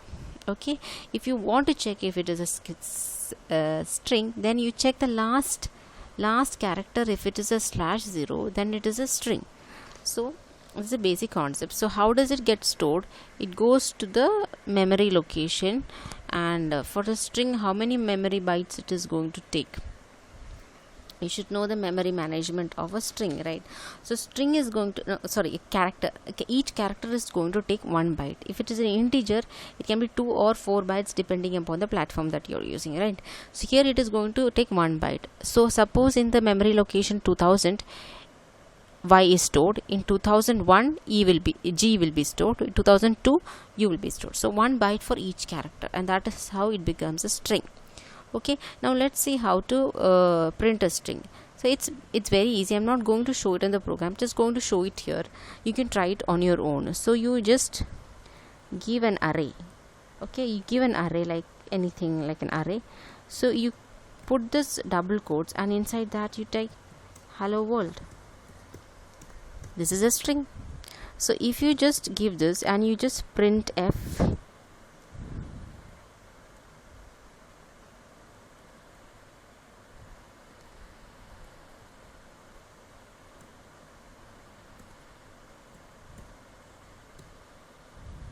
okay, if I give it like this, will it print? It will not print, because here I'm giving %c. If I want to print it like this, then there is an easy method in which you just give it here %s. So this is a new data type for you, a %s. If you can directly give it as %su, then you can print it directly. Suppose you want to use c and print a string, then what you have to do? You have to check if the last character is a /0. Okay, so for that, if it is a /0, then what you have to print? Till /0 you have to read, and then you have to print it just like you print an array. Okay, so what you have to do is you have to give a for loop for I equal to 0 till where? Till a of I. If a of I is not equal to /0.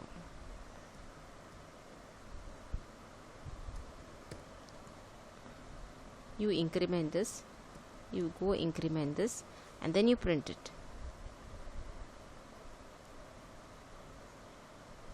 Okay,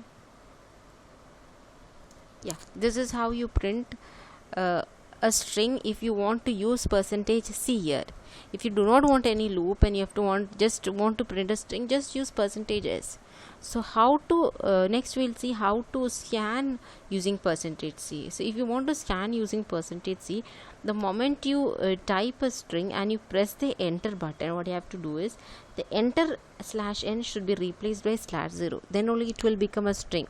So for scanning this, I am putting scanf. Okay, for scanning we do not know how many alphabets we are or characters we are typing, just leave it vacant, no conditions. So here I am going to scan this. Okay, so for scanning you always put an ampersand here. Okay, ampersand here, and then what happens if what a of I, if a of I equal to /n, then what you have to do? If it is equal to /n, then you have to replace a of I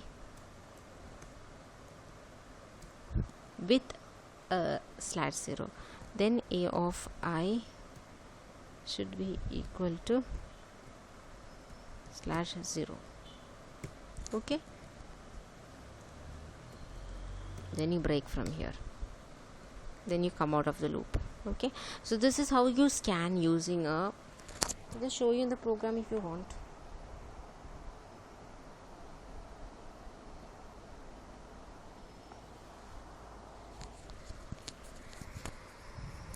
Okay, now here you're giving again # include stdio.h. Okay, so I'm giving int main, I'm giving an integer, I'm declaring an integer, I'm declaring a character, I'm just printing just to know the, just to let know the user. Okay, I'm just giving enter the string. Okay, just enter the string and it is going to scan it, and you also have to print it. So printing, it's quite simple how you want to print it. It's this loop ends here. So just for printing, what happens, it has to read till the moment it's reached. If it is not equal to /0, you can keep on printing. The moment it reaches the /0, the string is complete, right? So you just go from I equal to 0, a of I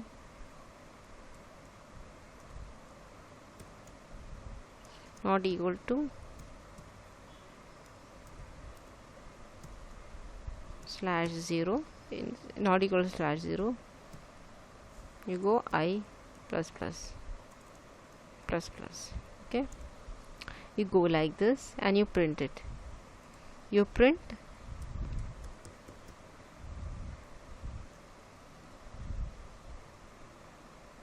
using %c, you can print it like this, a of I. Okay, now let's run the program and see if it is error, if it has any error. String, okay, semicolon.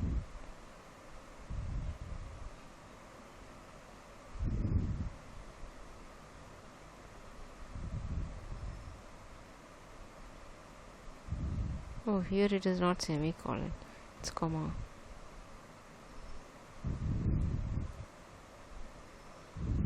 Yeah, you didn't close the main bracket.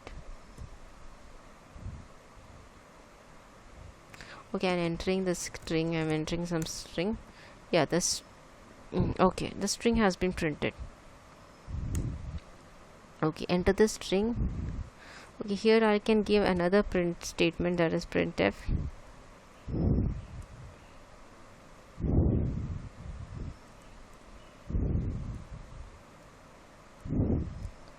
The string is session.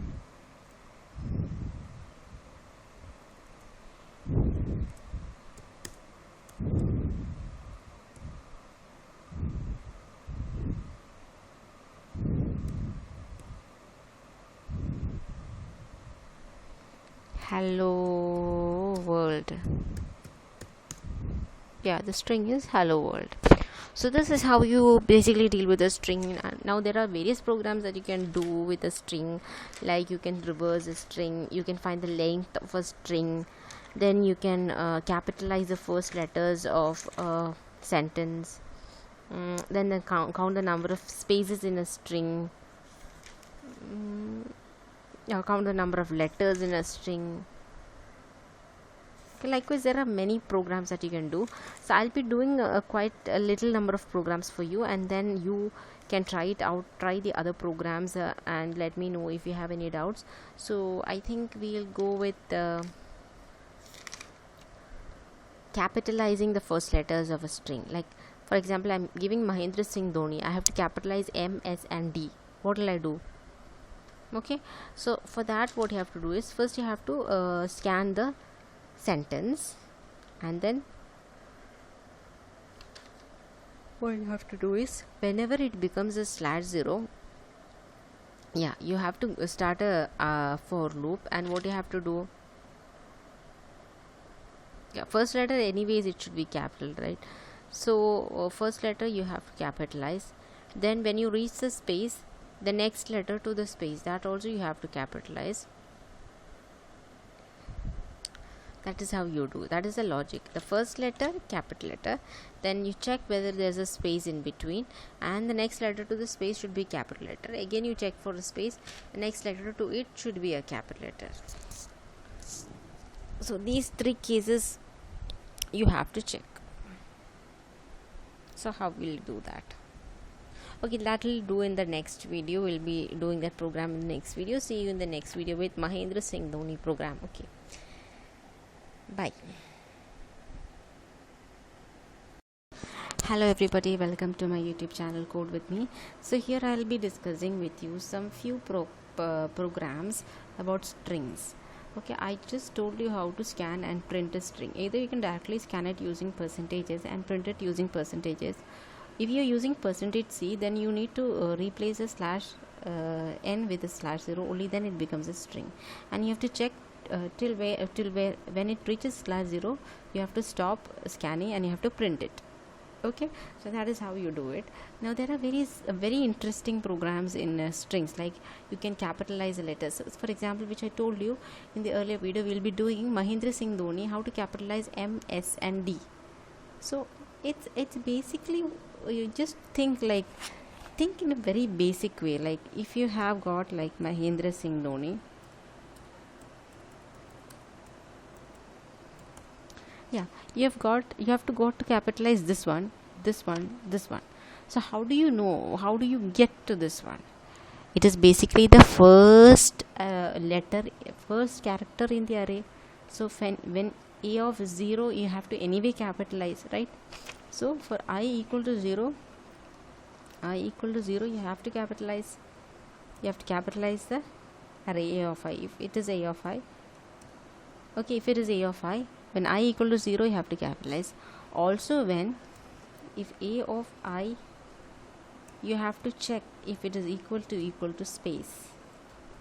When it reaches a space, what you have to do is, you have to take the next letter a of I plus 1, and what you have to do is, and that letter, whatever the letter is, a of I plus 1, whatever the letter is, you have to minus 32 from it. When you subtract 32 from a small letter ASCII code, it becomes a capital letter. So that is the basic theory. You need to know the ASCII code. Okay, so just minus 32, then it becomes a capital letter. So there are two conditions. In one case, if I equal to 0, then you have to, if I equal to a space, then the next letter need to be capitalized. Okay, this is the basic logic. If you want me to do this program inside the compiler, do let me know, I'll do it for you, but I'm just discussing the basic logic. So that's all about capitalizing this Mahendra Singh Dhoni. So how will the output look? It will look like this. So when I is equal to 0, you capitalized. When a of I is space, the next letter you capitalize. So when it reaches here, you go for the next letter, you capitalize it. Now this is one program. Another program is like, if you want to make it like this, M space S space Dhoni. So what will we do? So just think very basic. You need to capture this letter, and you need to capture this entire Dhoni. So how do you do that? So the first letter, you take a of 0, you just print it like that, right? A of 0, just print it like that. You make another array. You make another array B. If A array is Mahendra Singh Dhoni, you make another array, and into that B array, first you store the first letter. Then you go for the space, and you take the next letter to the space, and you store that into the array. And again, what happens is,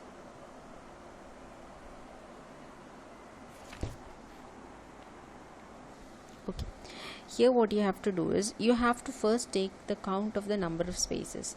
So here there are 2 spaces, so the count will be 2. So I'm putting that count into a letter called C, and I'm taking a loop to scan these letters, an I loop, till it reaches /0. Okay, so I get into the I loop. When I is equal to 0, I capture that A of I and put it into B of J. I take another variable J. Okay, and J is used for addressing the next array B. Okay, so B of J, I put it as A of I. Okay, then I increment J. I go on increment J. If I equal to 0, you just capture this letter, you store it here, and you go to the next loop. When A of I is a space, you capture this one and you put it here. Okay, and then you decrement the count. So when it reaches 1, when it completes the first one, it count becomes 1. Again, when it addresses a space, what happens is, and it addresses a space, what happens is it becomes, C will become 0, right? Yeah, B of J will become, D will be copied, and along with that C is equal to 0. So whenever C is equal to 0, then what happens is, into B of J I have to store the values from A of I plus 2, because it right now it is here 1 and 2 is over, so I have to copy from here. Hope you're understanding. Okay, I'll just write this program for you, only then you'll understand. Okay. Okay, now I have got to declare two arrays A and B, then I have to go to declare C, J and I. Okay, I'll just start from here. I comma J comma C. Okay, I am declaring two arrays A and B. Hope you're understanding, just to make it clear, because you'll be confused with this. Okay, first I'm just printing this. Okay, I'm not scanning this Mahendra Singh Dhoni. I'm just giving it directly. Okay,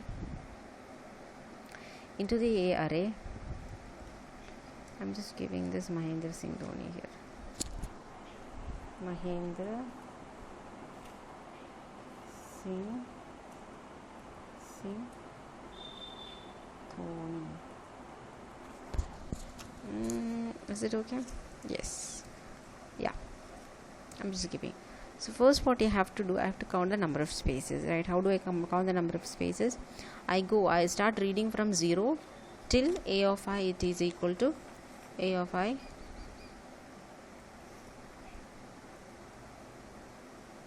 A of I not equal to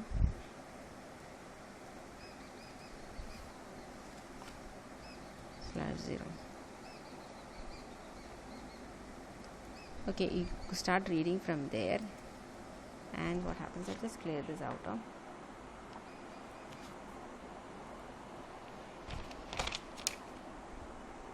If A of I equal to, if A of I is equal to a space, you have to increment the count of space, right?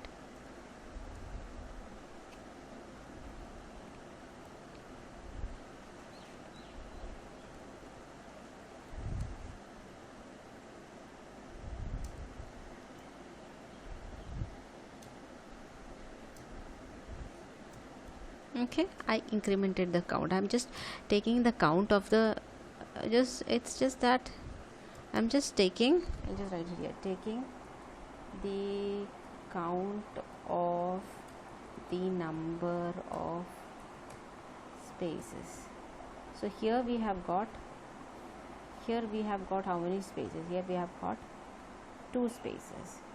So when the space becomes 0, what you have to take the entire word. So how will you do that? Okay, again what happens is, I do the number of counts. Again I have to start with the same loop.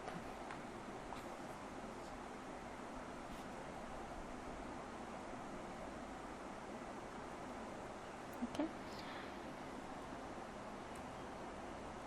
basically you'll be knowing, if I is equal to 0, copy that into B. I'm taking another array B. Into that B only I am going to store MS Dhoni. Okay, so I'm going to take another array B. So if I equal to 0, what happens is, I am going to store that A of into B. Yeah,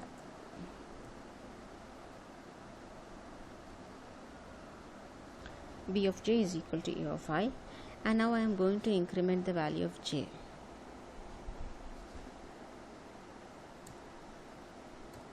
Because in the array, no, the first B of 0 is stored, next B of 1 should come, right? So just incrementing J. Okay,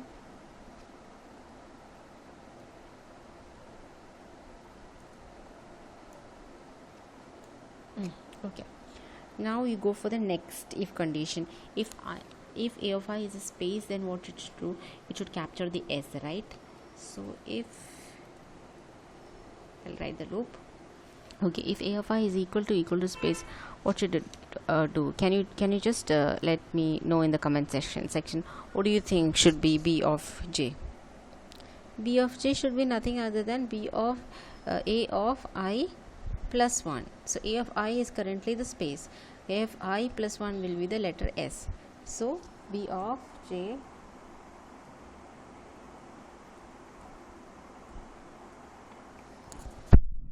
clear. Okay, again what you have to do, you have to increment the array value of j, right? Because in the b, 0th position and the first position got stored. Now next it has to go to the second position, right? Okay, there might be some little bit of errors when it happens. Let's see what we will do that after running the program. Okay, now you decrement the count, okay, so that you can understand when the count becomes 0. Okay, now you increment it, and again if it completes the loop. Okay, again it comes to the space. So again this d gets stored here, and you increment the j and you decrement the count. Okay, now the count becomes 0. So if the count becomes 0, what it has to do, that is what I'm going to write next.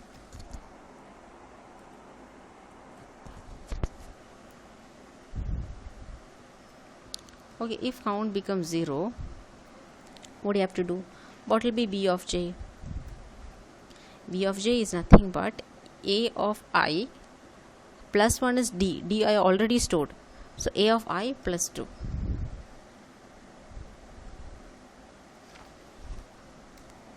That's it, and again I'm incrementing j plus plus. Okay, so that the complete DHHONI gets stored, and then you have to print just need to print the value of p. Okay, let's see.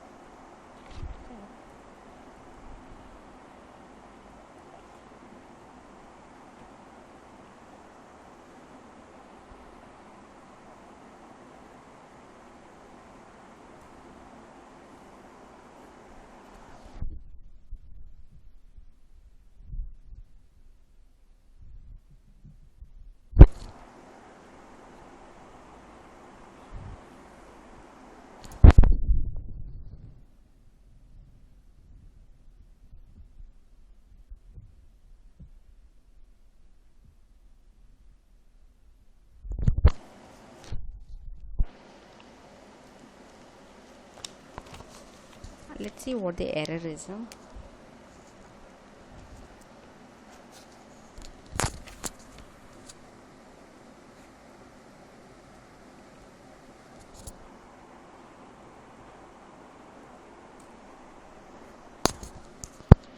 Okay,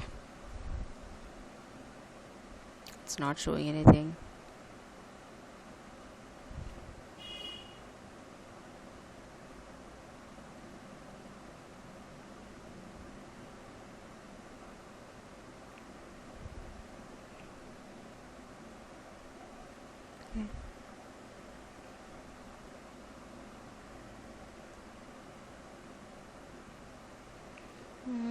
Let's see what happens.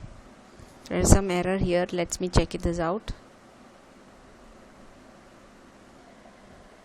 Okay, just want to see the output here. Okay, I'll just show you the output.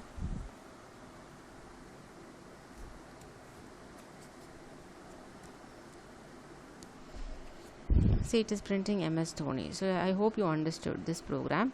There are various other programs also that you can do here. Hello, how are you? You can print it like you are how hello.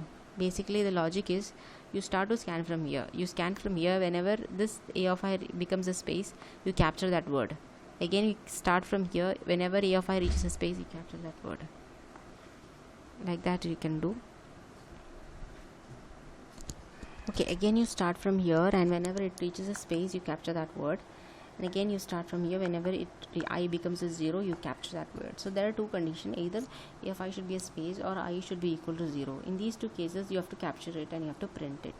So in another program, if you want to just reverse this entire string, like you have to reverse it like U O Y space E R A space W O H space O L L E H. So in this case, this will be array A and this will be array B.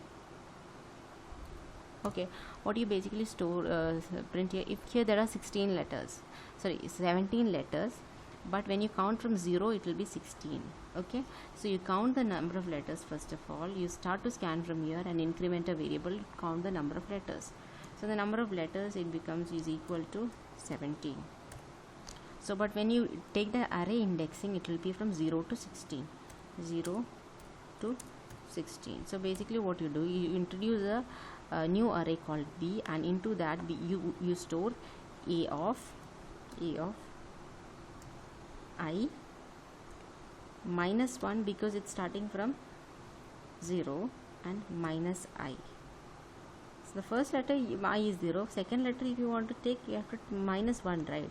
So that is how. So into B of I you store this. So that is how you take the reverse of a string.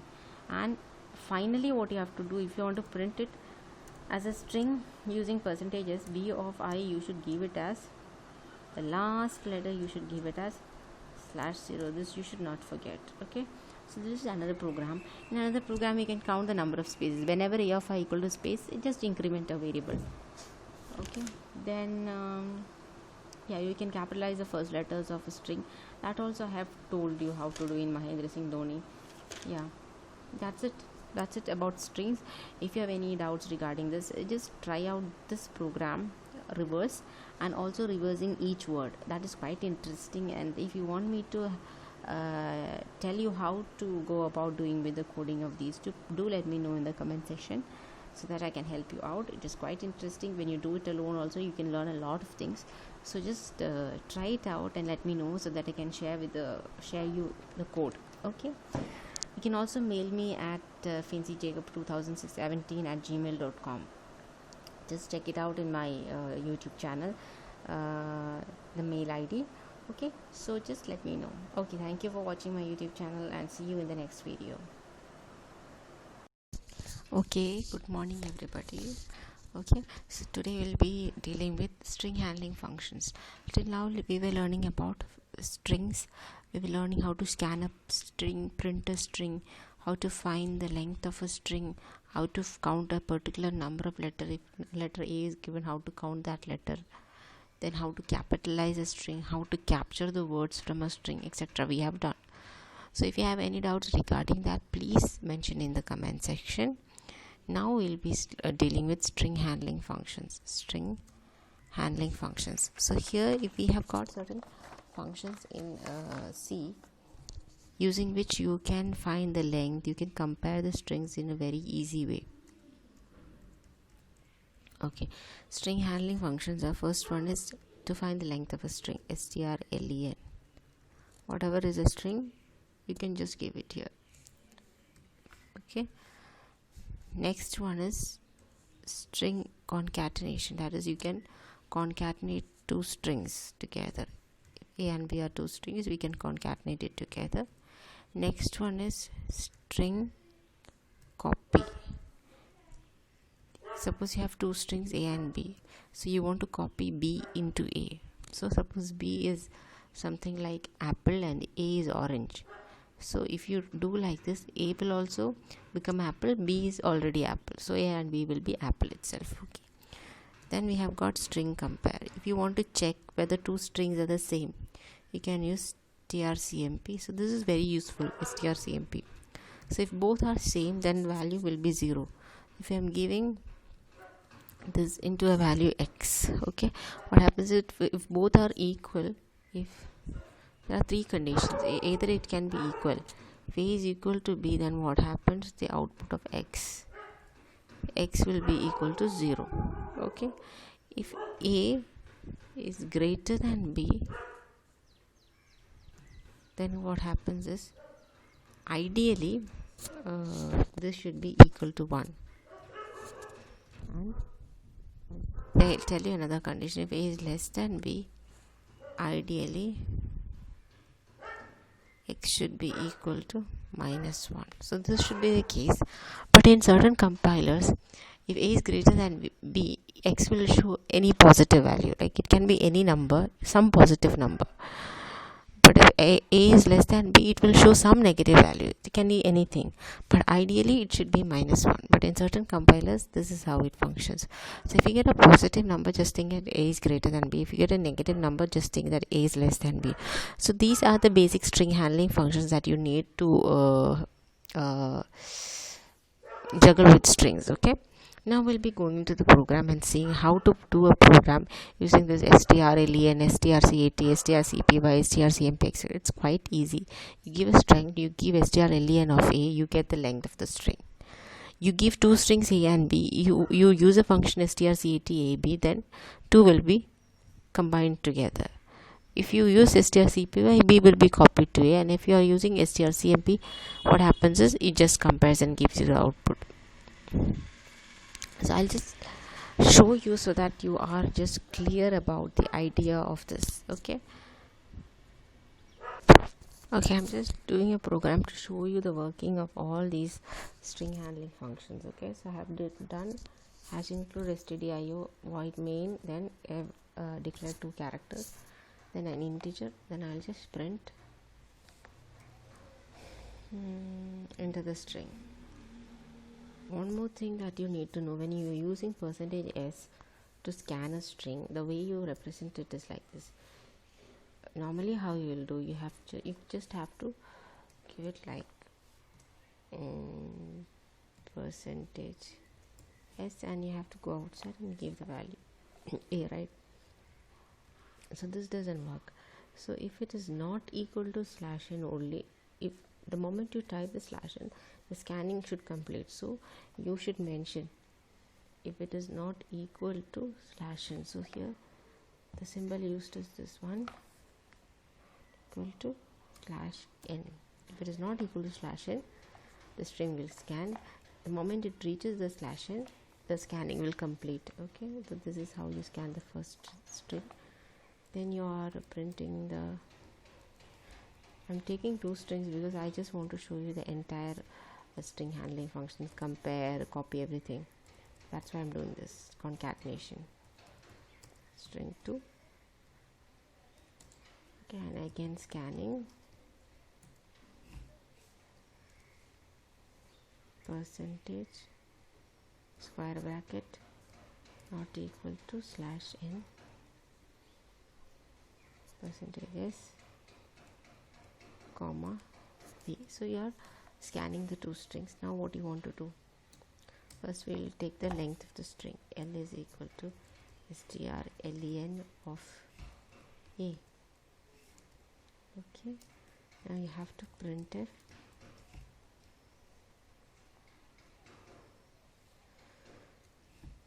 the length of the string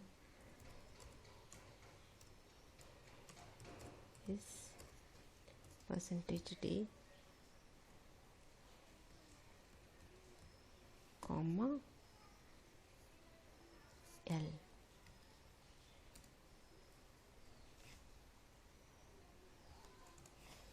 Okay, let's see how it functions. Okay, then we'll go to the next program.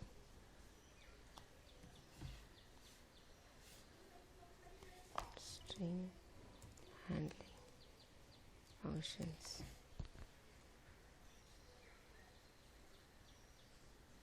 Okay, first of all, here only int main is going to work.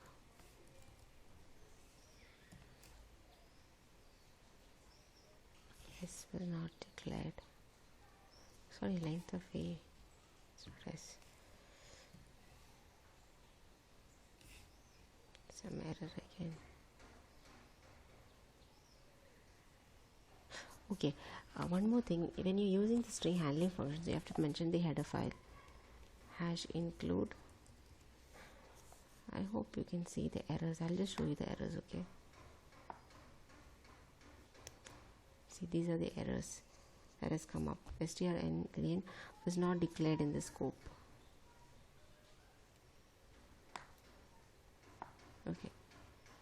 This is how it looks. Okay.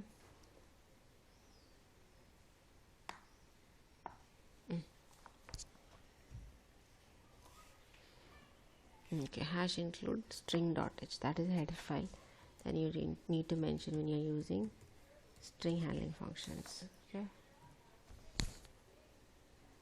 Okay, this output.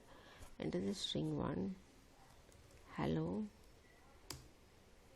Enter the string 2, the length of the string is 5. String 2, they are not scanning. Let's see. Okay, let's see the length of the string. 1, 2, 3, 4, 5. It's correct. Length of the string is correct, but string 2 it's not scanning. Enter the string 2. What happened to string 2? Why it's not scanning? Just check it out. Whenever you're scanning the second string, what happens is when you press the enter button, it goes to the scanning gets completed. Okay, then it prints enter the string 2. Okay, and that enter button is going into the string 2. So to prevent that, the enter button should go into a space. So always put a space here. Put a space here. Only then you can scan. String 1. Enter the string 1. Orange. Apple. O-R-A-E-N-G-E. O-R-A-N-G-E. Yeah, length is 6, which is correct. So let's go for string concatenation and str. Now what is the next one which we learned? Str concatenation A comma B. Then we learned str cpy A comma B. Then we also learned str cmp A comma B. Okay. String compare, you have to give it to a variable. X is equal to. So now we are going to print this. Print f the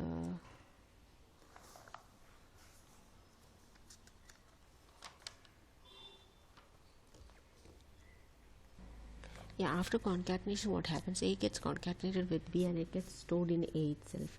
So let's print A. Printf the concatenated string is percentage.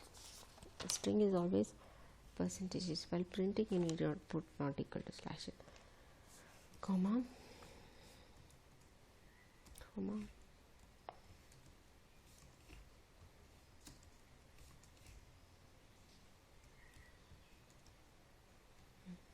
Concatenated string is A. Next is copyright. Print f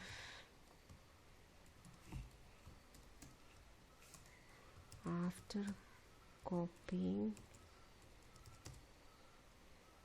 content in A is percentages and content in B is percentages, comma A comma B. Then string compare. Print f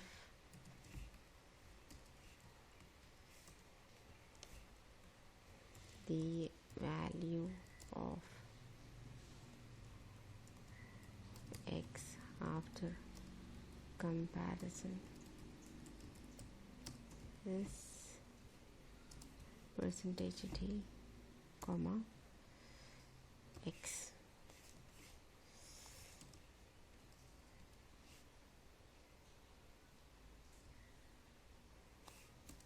Okay, now let's see the output. I'll just show you the errors also so that you can understand.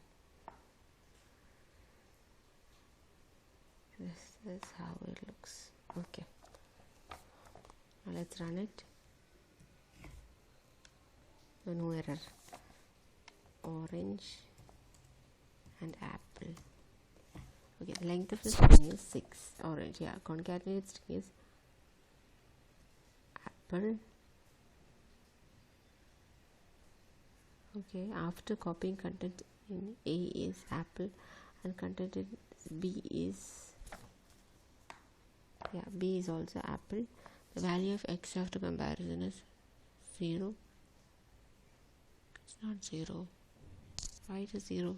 Let's see. Since I'm using 3 functions, what happens? Value in A will be the value after this statement, right? So this goes invalid. So what I'll do is I'll just comment this and this, and I'll first check concatenation, then we'll go for the others. And one more thing, you put a slash in everywhere so that you don't get confused. Slash in, a slash in here also. Okay, now let's run it. The string 1 orange is 5 rupees. The length of the string is 6. The concatenated string is orange is 5 rupees. So you can give a space after orange. So this is how you concatenate it. How to give a space is like, it's easy. You can give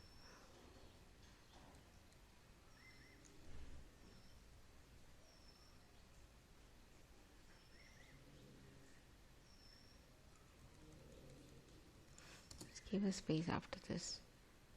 Now let's run it. Orange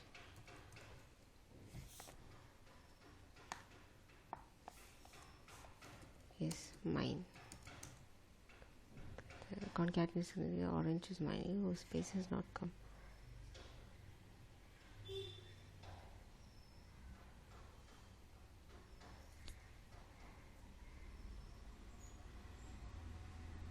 Okay, we'll check about that. Now let's do this one. String copy.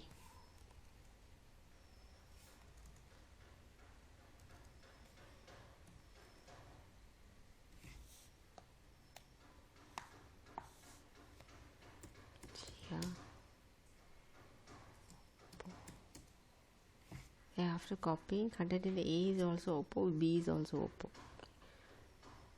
Next one is string copy is also over. Now you have to string compare. Okay, after comparison, let's see. Hello. Yeah. Okay, it's -1 since it's not the same. So let's run it with the same. Let's check it with the same string. String.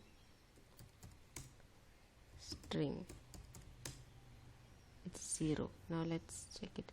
Okay, how does it come? If A greater than B or less, then what does that mean? That means the ASCII value of A is greater than the ASCII value of B. You take each letter, you add up the ASCII values. Whenever the ASCII value is greater, it will give a positive number. If ASCII value of A is greater, if ASCII value of B is greater, it will give you a negative number. Okay, that's how it works. So that's why in the first case you have seen how it comes. Okay, so this is all about string handling functions. So this is all you need to know. In between, I think when I shared the output, it was just outside the screen, but I have run the program again and showed you the output. So please excuse me for that. So do let me know. There are various programs that you can do in this section like palindrome, etc. So for doing palindrome, to find the length of the string, you can just use the string handling functions, and then you can just copy it. You can declare an array B and we can copy from the reverse direction, and you can place a /0 at the end. And to check if it is a palindrome, you can use string compare. You can use strcmp AB. If both are equal, the value of x equal to 0. If x is equal to 0, you can write print it is a palindrome, otherwise it is not a palindrome. Same way, you want to find a word. Suppose you type a sentence, my name is XYZ. So you want to find the word my name, name. Okay, so you enter the sentence, you enter the word, you find the length of the sentence, you find the length of the word also. Then what happens is you create the loop, and inside that you check if the word is equal to a of I. You check from 0 to the length of that word. Okay, you keep checking, and whenever it becomes equal, what happens, if it is equal, you increment the value, and if j is equal to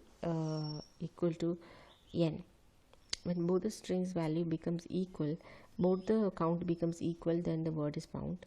Otherwise, what happens is the word is not found. Okay, so that is quite an interesting program. If you want me to share that program, please let me know in the comment section so that I can explain how it works. It's basically easy. You give a sentence, you give a word, you take the length of the sentence, you take the length of the word, and inside the loop you check. The only thing you need to know is a limit only. You just need to have the logic, and using the limit you create a loop, and inside that you keep on checking whether the word is there. Whenever it is there, you keep incrementing a flag, and whenever that flag becomes equal to the length of this string, then what happens is it comes out of the loop and word is found. Otherwise the word is not found. Okay, so there is an else condition also. Please think about it and let me know in the comment section, so that you keep working with other programs similar to this, so that your logic keeps improving. Okay, now let's go to the next video. So see you in the next video with a new topic. Okay, bye. Yes, hello everybody, welcome to my YouTube channel Code with Me. So till now we have completed till string handling functions, right? So the next few topics that you need to cover in C are, I'll just give you an overview. You need to know how the working of functions. You have to have different ways of calling a function, declaring a function, etc., and that we will do some programs relating to that. Okay, it can be like different ways, for example, with argument, with return, with argument, without return, without argument, without return, and without argument, with return. Okay, there are 4 types, okay, that we will learn, and there are 3 steps involved in functions. Those are, you have to have a declaration, function declaration, then you have to call the function, then you have to define the function. Okay, that is all about functions. I'll explain it to you in detail. Then what you need to learn is about pointers, and this entire program that you have done till now, it can be done using pointers. So pointers is basically, we make use of the address location. You take the address into a variable, and that address is permanently stored there, and that address, whatever address that points to, that is shown as *p. That is how the working of pointers are. Okay, now that will also we'll be covering, and this combination of function and pointers, that is also very very important. In practical applications, functions and pointers are very very important, and we'll be doing some programs relating to that. And after that, you need to cover what is called a structure. Structure is very very useful for creating a list and everything. It is very very useful. So it is also a user defined data type in which you can store int, char, you can store many data types into this one data type. Okay, so that is how the structure functions. And then we have got the bitwise operator. Bitwise operators are very important in embedded systems. So basically the motive of me doing this YouTube channel is to give you an idea of how to become an embedded engineer. So to become an embedded engineer, first of all, you should be thorough with C programming. So since C programming basics I will be teaching, and from that we'll be going to the embedded C, in which you get program the PIC, ARM, AVR, etc. So bitwise operators are very important there, because most of the steps involved in programming embedded C is bitwise operations. Okay, that is very important. You need to understand the logic. Okay, then only we'll be able to do it in the future. And then what you have to learn is, you have to learn linked list. You need to know what is linked list. There is a single linked list, double linked list, everything. A program is a little bit lengthy, but once the logic is clear, it becomes very easy. Okay, then what you have got is files. how to write into a file, how to read from a file, how to append into a file, etc. Okay, those are files. And then we have got also like memory allocation, malloc, palloc, etc. So that is that comes in memory allocation. Then comes the memory allocation. In memory allocation we have got dynamic memory allocation and static memory allocation. In dynamic memory allocation we have got malloc, calloc, realloc, etc. and free also. So there, how do we use the memory? We learn about it in detail in memory allocation, and using this memory allocation only you can do the linked list. Okay, so first we'll be learning memory allocation, then the linked list. Then what topic you have to cover is qualifiers like extern, static. Qualifiers means the size qualifiers, sign qualifiers, type qualifiers. That is what you mean by qualifiers. So basically what it means is, I'll just show you.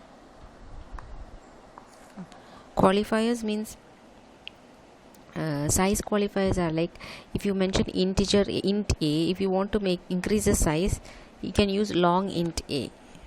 Okay, so the bytes will be increased by 2. Okay, then you can use short int a, bytes will be decreased by 2. So that those are size qualifiers. Then sign qualifiers are signed int, unsigned int, etc. Type qualifiers are like constant, volatile, etc. we can use. So these are about qualifiers. And then we have got the storage classes, and storage classes comes intern, auto, static, etc. Okay, so those are like storage classes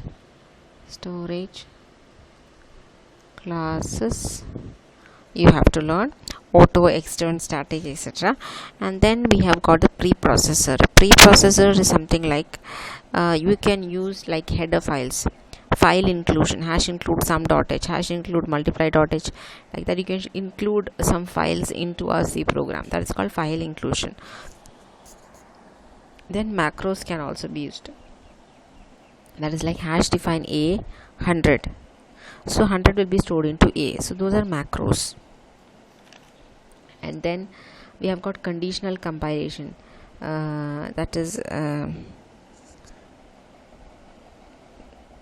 hash symbol use if a equal to b, print a is correct, else. So there we use a hash symbol.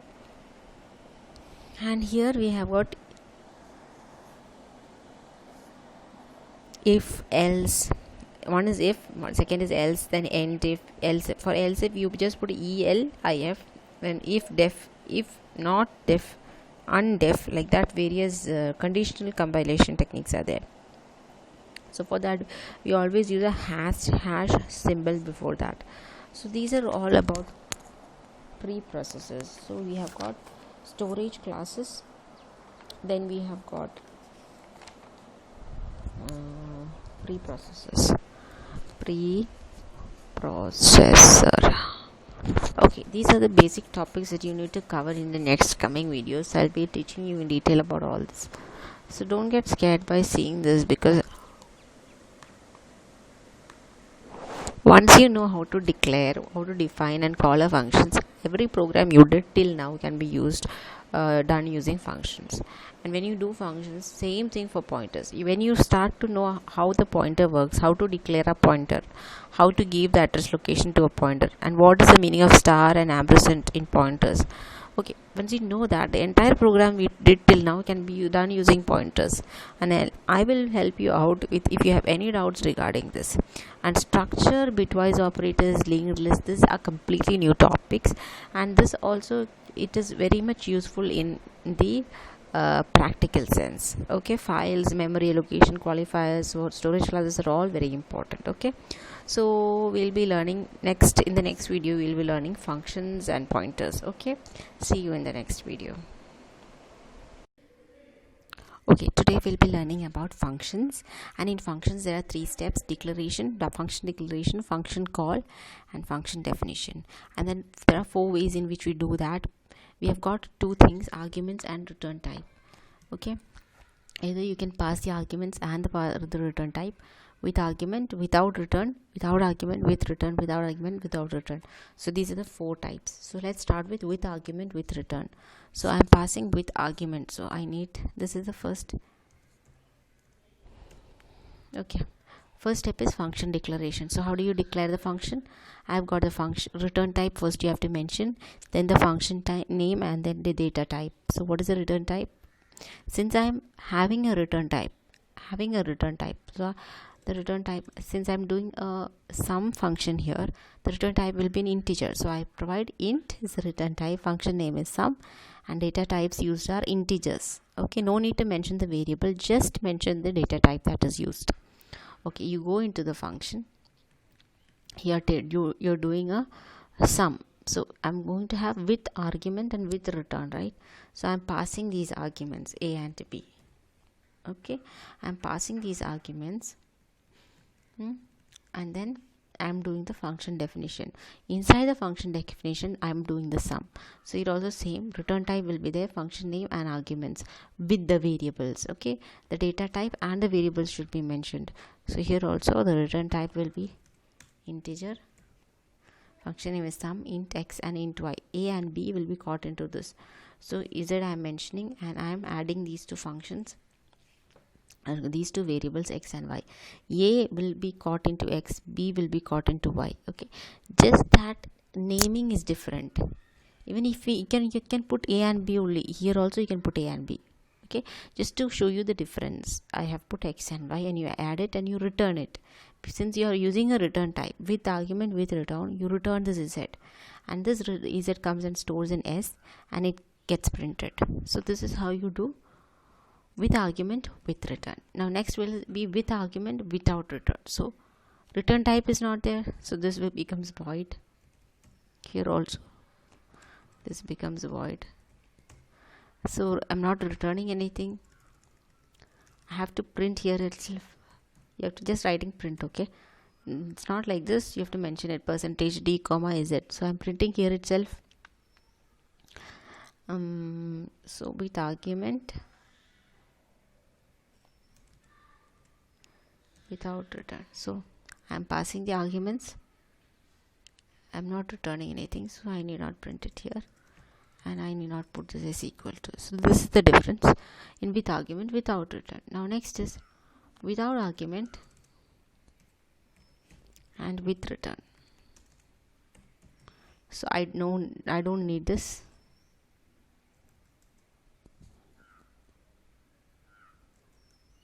Okay, I don't need arguments anymore.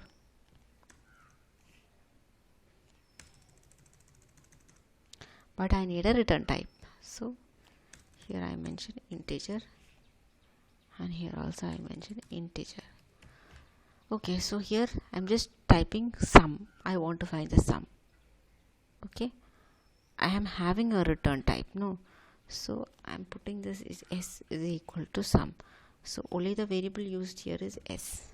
So I'm passing it, and here I'm going to mention a, b and z, and I am going to add a and b. And okay, since we are having a return type, I'm going to return this z. Okay, so it comes here, it goes to this, it goes to this, sum is calculated, z is returned. So without any arguments but with the return, right? See, I have mentioned the return type and also have returned the value. So this is without argument with return, or without argument without return. So how do you do that? I'm not passing any arguments, I'm not having any return type, so this becomes void, this also becomes void. Entire thing will be done inside the function itself. So I'm just calling this function, it goes into this and it prints here itself, print f percentage d comma z. Okay, these are the different ways of doing the functions. 4 methods I have taught you, some basic slight differences, that's it. Okay, now let's do a program for finding whether a number is a prime number or not. So how do you do that? Using functions. So I'm going with argument without any return type. I'm going to pass the arguments. I'm not going to return anything there, but I'm going to print the output inside the function definition itself. Okay, just remember this format. Here and here we need a semicolon, but here we do not require a semicolon. So let's go into the program.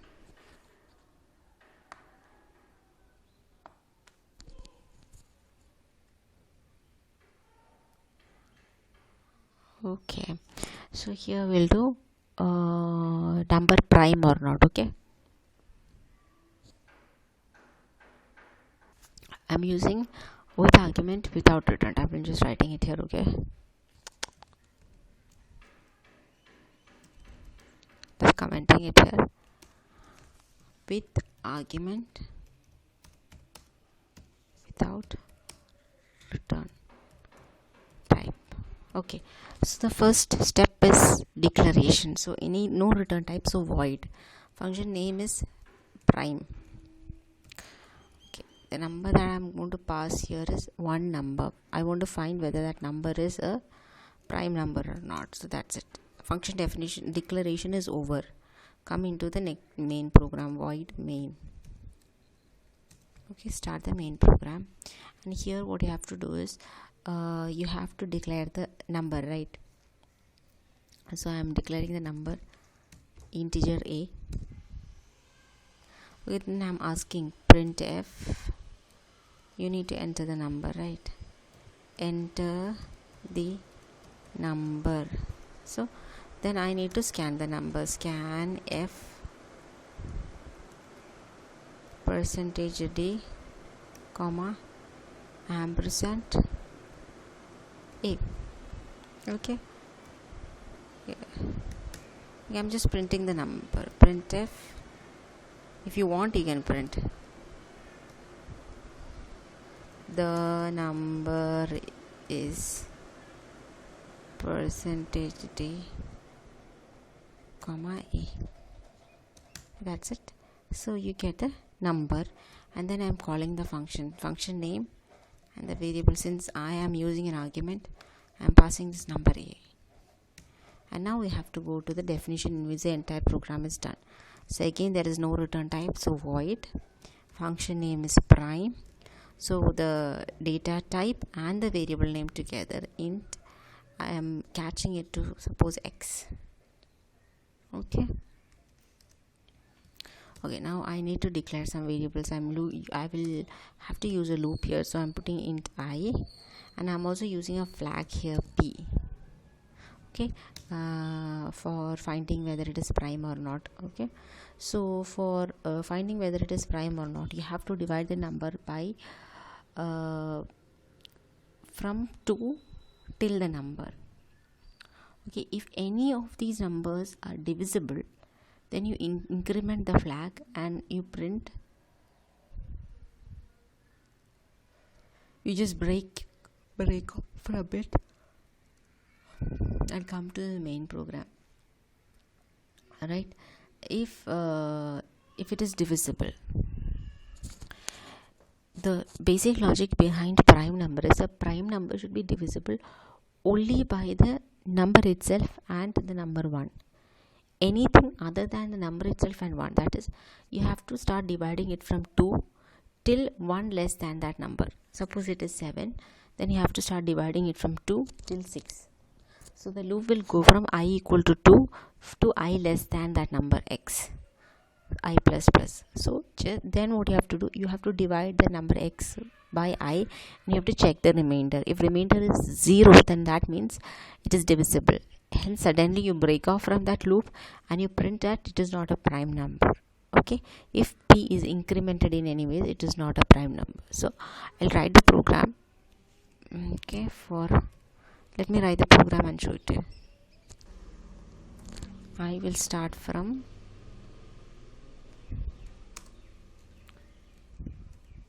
I equal to 2, I less than x, I plus plus. Start the loop, and inside the loop you write if x remainder I, close the bracket.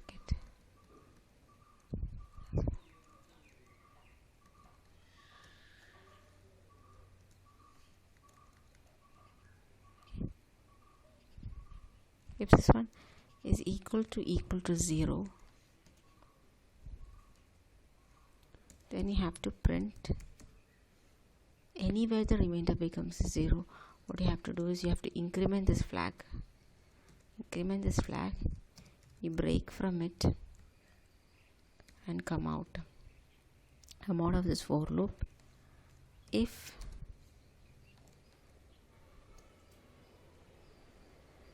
p greater than 0 or p equal to 1, anything you can give, you have to print f prime number. Okay, else what you have to do is print f not a prime number. Okay, that's it. Yeah, that's it. How the program ends. The program ends here. Okay, now let's see if it works.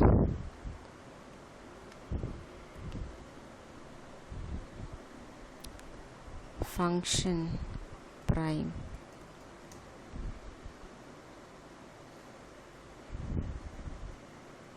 Okay, again I always make this mistake, since in the previous compiler that we used void only. Here you have to mention it as int. Okay, I'm entering the number 7. The number 7, it is a prime number. Yeah, prime number it is showing. So again let me check with another number. 90 is a prime number.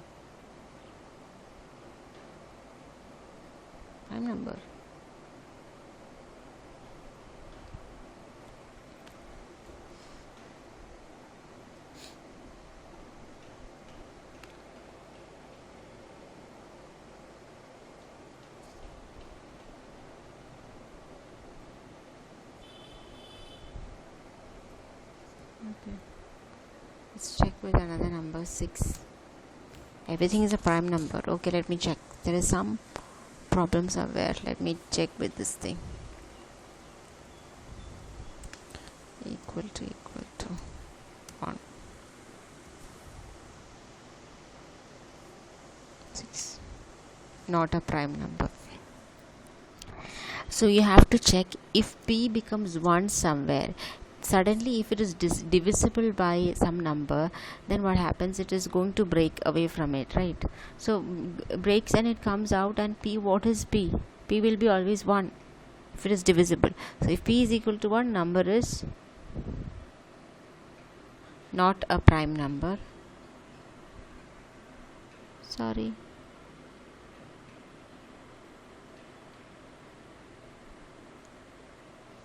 wait, greater than, I have to written it ulta, not a prime number.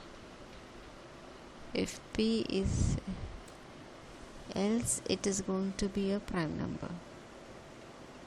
Okay, let me check it again.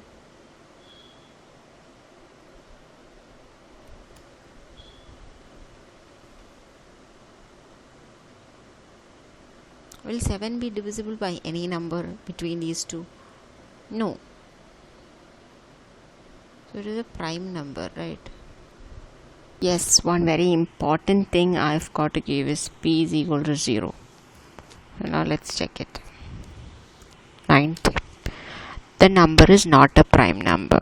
Now let's check with 7. the number is a prime number.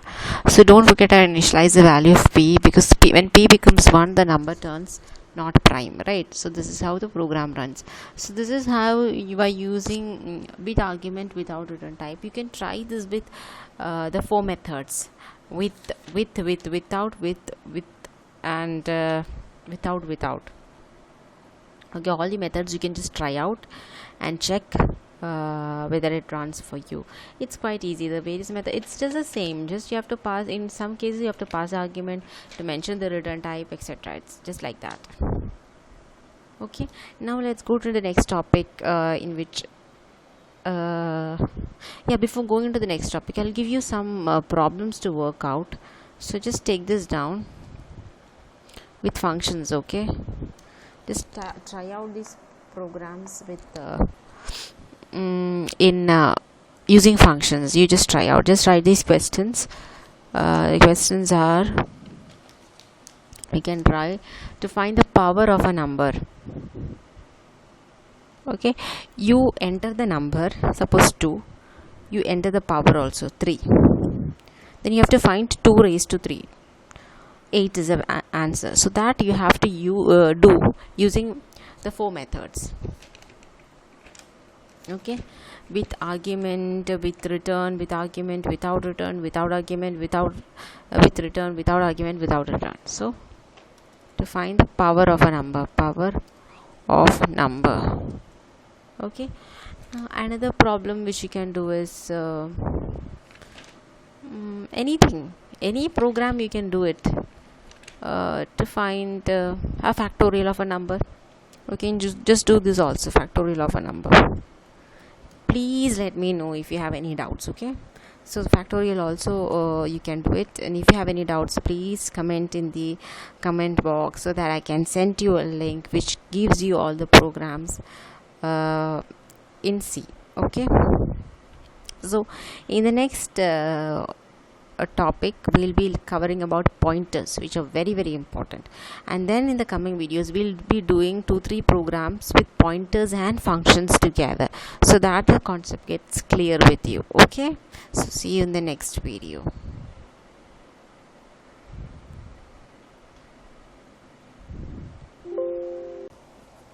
Today we are going to learn a very important topic, that is pointers, which will be very useful for you once you get into a job. Okay, so pointers is something, it is a variable that holds your address. Okay, so there are 2 things that you know. How do you represent a pointer? It's represented using star. Okay, basically the idea is just this much. Suppose you want to take the sum of 2 numbers, simple program. I will show you how to use it, do it with a pointer. Okay, you go to void main, wait a second, you go to void main,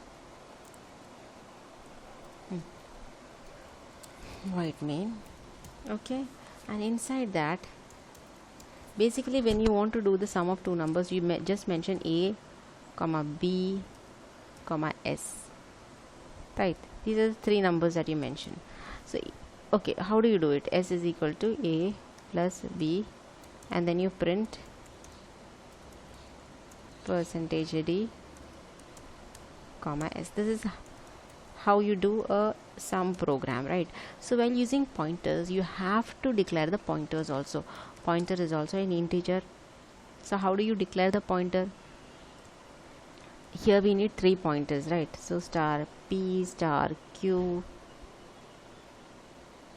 is q, and suppose star is it. Okay, so what I have to do is, this p should point for a, q should point for b, z should point for s. So this, the whole concept of this is with address. The address of this a variable will be stored in p. How do you do that? It's quite easy. What is the address of a? Address of a is ampersand a. So that thing should be stored into p. So p will be address of a. That's it. Okay, and into q I'm going to give the address of b.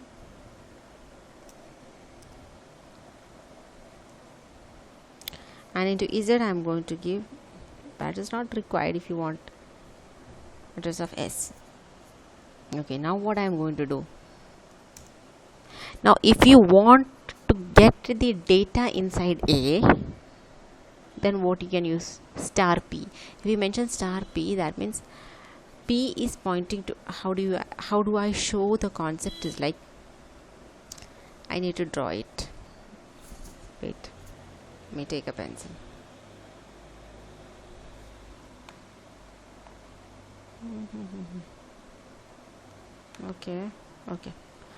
Okay, basically how do you erase it? Okay, I'm taking this pen. Okay, to show you P, I'm taking this P, this, there is A. Okay, A is a variable name, right? Suppose the address is 2000 here, 0 0 0 2000, and inside A I am storing a number 5. Okay, so I'm taking this address 1000 and storing inside P. The value inside P is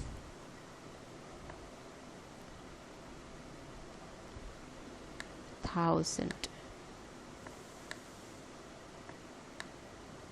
Now star P means it is a dereference operator. Whenever I mention star P, that means it goes to this value, and whatever is the value, it goes to that address location. This is address location. Whatever is the value stored in that address location, it goes to that. It points to the address.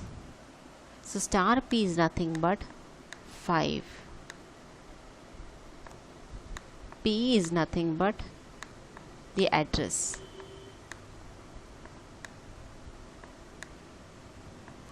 This is all about pointers. This is 1000, okay, not 2000. Okay, this is 1000. So this is a whole concept about pointers. So how do you mention it? Is like inside the program, the main difference is where you mention integer, you have to mention the pointers also, star P, star Q, whatever it is. Okay, that is, this step is very important. Sorry.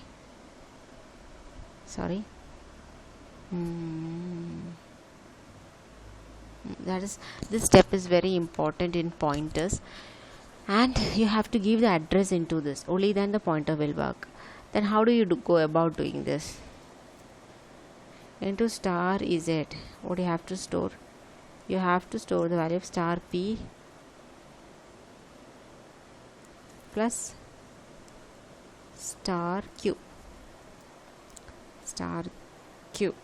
Okay, this is how you go about doing this. And then what you have to print? You have to print star Z, right? This is how the pointer works, the entire concept of pointer works. Okay, or here you can just give S, or you can just print here S. That way also it will work.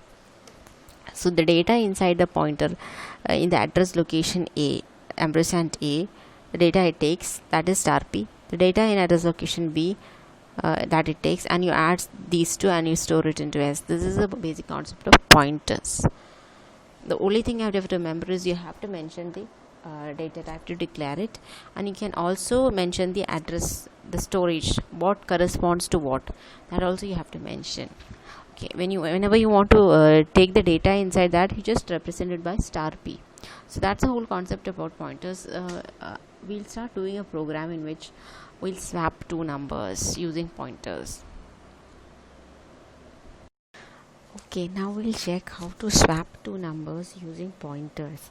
So basically the program, everything, the logic, if you know, it's quite simple. Only thing is that you give a variable name, so that variable name's address you have to store into another variable, and that will become your pointer. And to access the data, you have to use star whatever variable is, star P, star Q, whatever it is. So that's the only difference. There is nothing much to worry about it. Okay, you start with hash include stdio.h. So for swapping you need two numbers A and B, and along with that I'm taking a temporary variable also. So the pointers also I have to give. For A I am taking pointer Q, for B I am taking pointer Q, and for okay, and one more thing, you have to mention star here. When declaring the pointers, you always mention it with a star. Okay, so now what you have to do is we have to give the address, right? Into P I give the address of A to ampersand A, Q equal to ampersand P. Could you please comment in the comment section if I have to just zoom into this video so that the video becomes a little more clear. If you have any problem reading this video, please let me know so that I can use a magnifier to show you the program. Okay. And into R I am taking the temporary variable. Okay, so this is how you do it. Then you have to print enter the number A. Always when you take a printf statement, end it with a slash n. Okay, then you have to scanf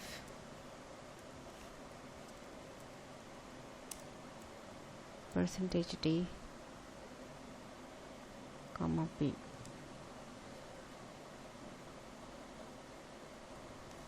I am taking A.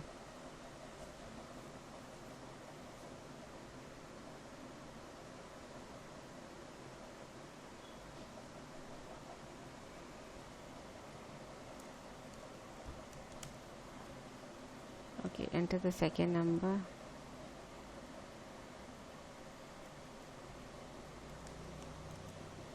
P. Okay, so now we have to swap this. So how do you swap this? First, into the temporary variable and keeping this P. So I'm taking the temporary variable is in R, right? Into that I'm keeping this. So P is safe. So now into P, what I want?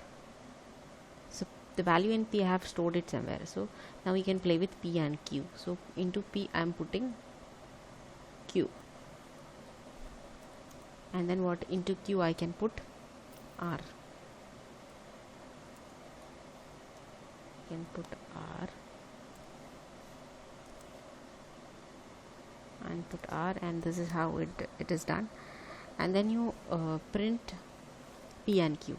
So print F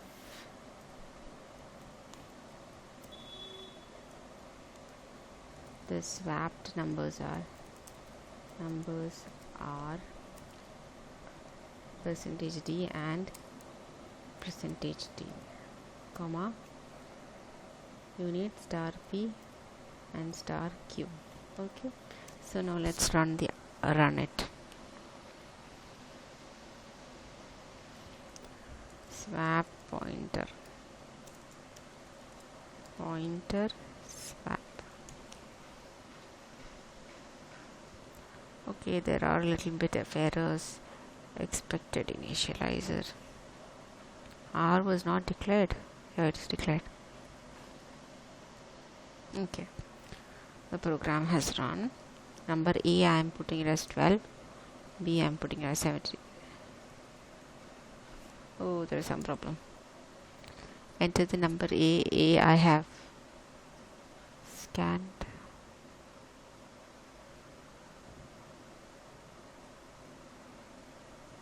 B also have scanned.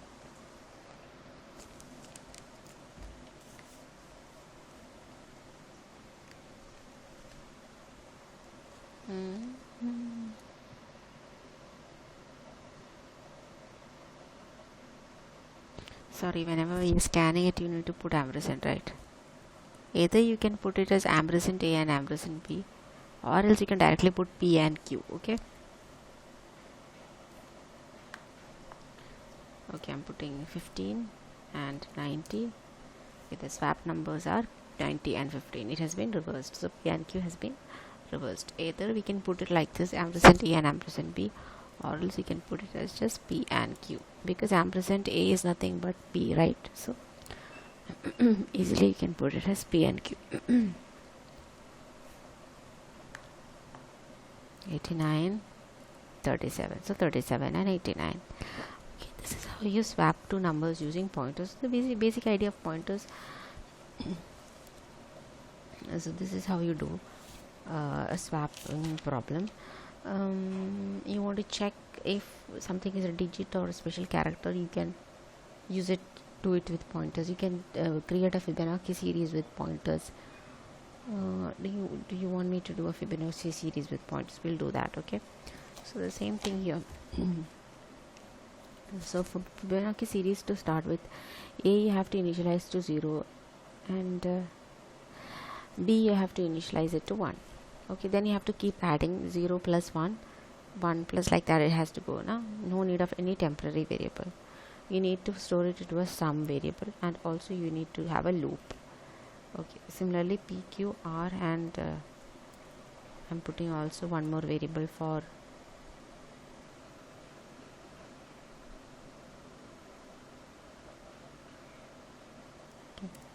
T also I'm putting.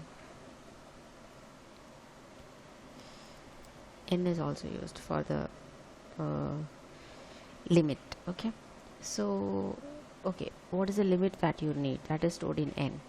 So P equal to ampersand A, Q equal to ampersand B, R equal to ampersand yes. Okay, now what is the limit? Enter the limit. What is the limit that you need? So that I'm going to store it into N. Okay, that's all what you need. Okay, now we start with a loop for making a Fibonacci series. For I equal to 0, I less than N, I plus plus. Okay, now here I can use first, what do you need to print? You have to printf.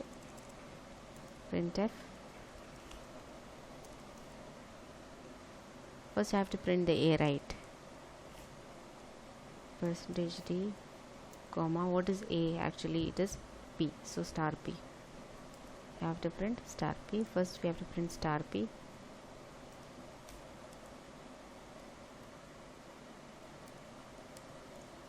Okay, next what you have to do is then you have to do the calculation. Okay,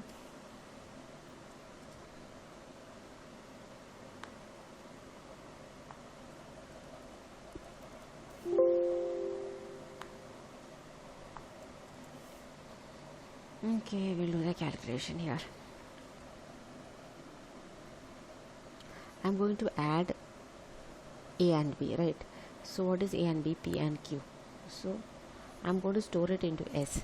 So star R is equal to star P plus star Q. So you add these two. Okay, you store it into this variable. Always in this loop, star P is going to get printed. So into star P, what you have to put is, next what is the number that has to be printed? It is Q, right? That means B. So it should be star Q.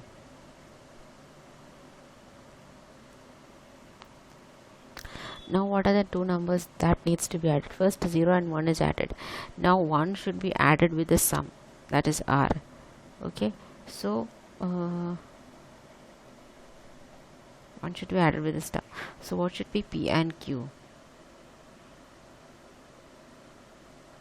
Okay, into P I have put the star Q, that is B. I have placed B here. Now I have to place into Q, what I have to place? Into star Q I have to place the sum, star R. Okay, that's it. So now let's see whether it is working.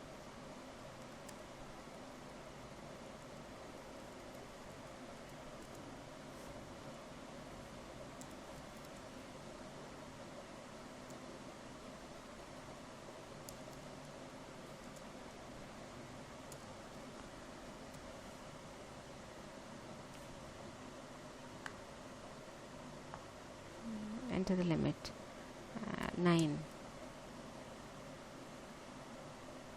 Oh, it's not working. Enter the limit 9 0 to star p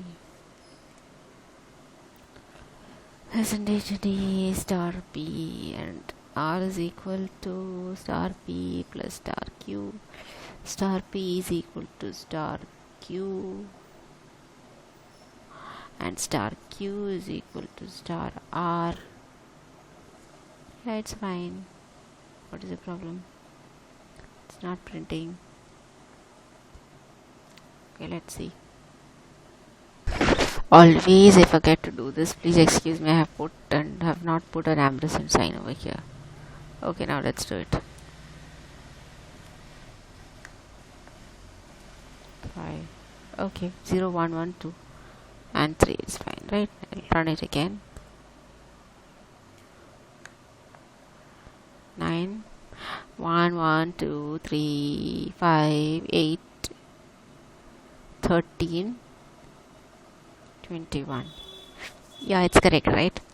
So that is how you print the Fibonacci series using pointers. Here we can use, for n also you can use a pointer. So if you have mentioned this n like t, suppose I put it in ampersand n, then I can mention here just t, and here I can put star t. So the entire thing becomes pointer.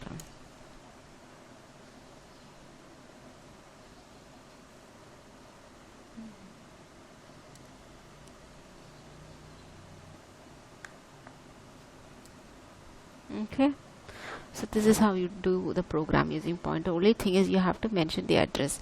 You have to give it into the pointer. You have to declare the pointer. You have to give the address into the corresponding pointers, and whenever, instead of using directly the data variables, you use the pointers. So that is how you do a program with pointers. So every program can be replaced using pointers. So please try out programs like finding the special character, digits, etc. Yeah, we have done Armstrong number, we can do palindromes, we can do prime number. So try out all these programs with using pointers, and if you have any doubts, please let me know in the comment section, and don't forget to subscribe to my channel Code with Me. So stay tuned, see you in the next video. Okay, welcome to my YouTube channel Code with Me. So today we'll be using array pointers. Today we'll be learning array pointer. So you learn basically how do you represent a pointer. You declare that it as a pointer. You declare a, b, then you declare also the pointers star p comma star q. Don't forget to put the this one semicolon.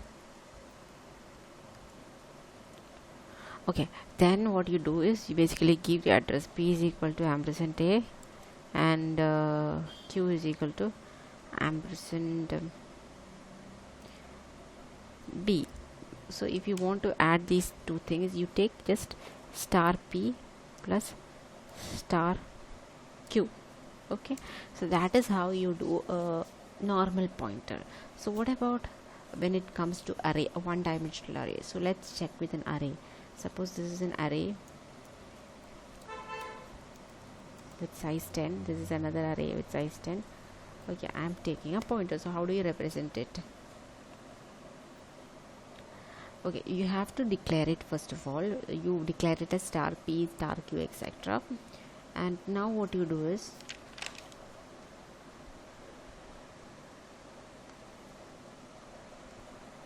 okay, you declare the pointer, but you need not put this ampersand sign. You just need to mention p is equal to a and q is equal to p. That's it. Okay, now the remaining things, like how do you access the data inside the array. Suppose the data a of 0 I have to take, then you just mention p. Okay, see, means p means the address location of a of 0 is nothing but p. Address location of a of 1 is p plus 1.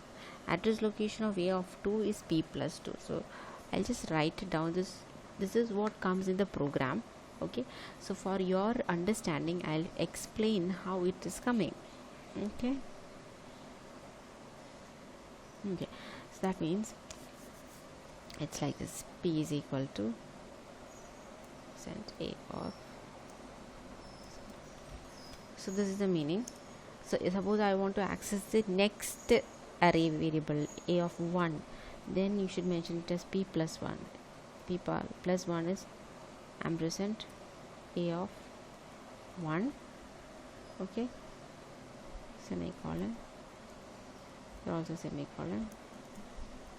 Now if you want p plus 2, it's nothing but ampersand a of 2.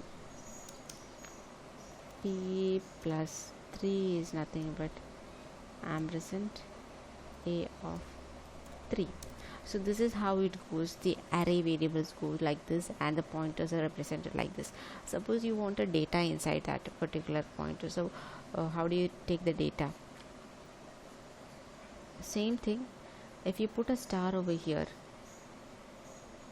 this represents a of 0, the data inside a of 0. If you put star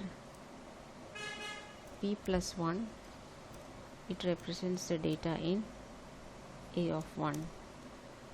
If you put star p plus 2, it represents the data in a of 2. If you put a star over here, p plus 3, then it represents a of 3. So this is how you use pointers, array pointers. Okay, let's start with programming. This is just the concept which you need to understand. This is a basic program that we'll be doing.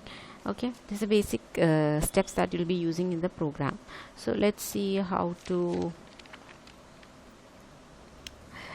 scan and print an array. Okay, how to scan and print an array. So let's do that. Okay, so I will be mentioning this one. Suppose I'm using only array A. I want to scan and print this array A using the pointer p. So I mentioned p is equal to a here. Okay, just delete this thing. I'm just taking an array A. I want to scan and print this.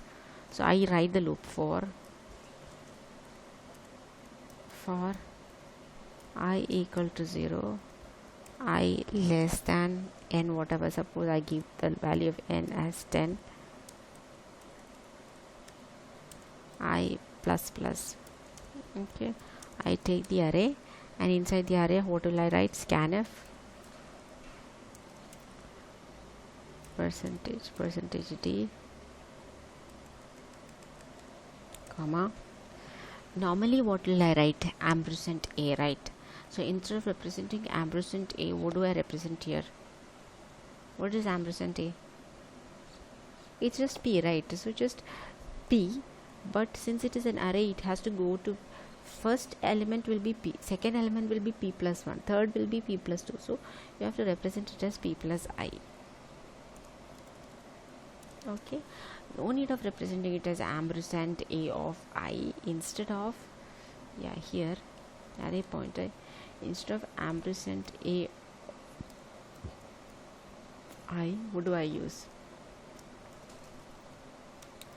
Ampersand a of I is nothing but p plus I. Okay, and ampersand just a of I, it is just a of I, the data inside a of I, it is nothing but star p plus I. Okay, so this is a basic idea that you need to understand. So here we are putting scanf percentage d p plus I for scanning it, and for printing it the same thing, same loop. And here I am going to put printf percentage d star p plus I. So this is how you basically scan and print an array using array pointers. So this is a basic program. Just try it out on your own. I have written the basic code. I'll just show it to you. Okay, initialize it. hash include stdio, then void main, then you start with this is the program. Okay, then you can also add some printf statements. The array is please enter the array, like that. Printf statements can be added. Now there are various programs that you can do. Print an array in reverse order. How do you do it? With array pointers. So let's see in the program how do you do reversing of or else you can do bubble sort etc. also using array pointers.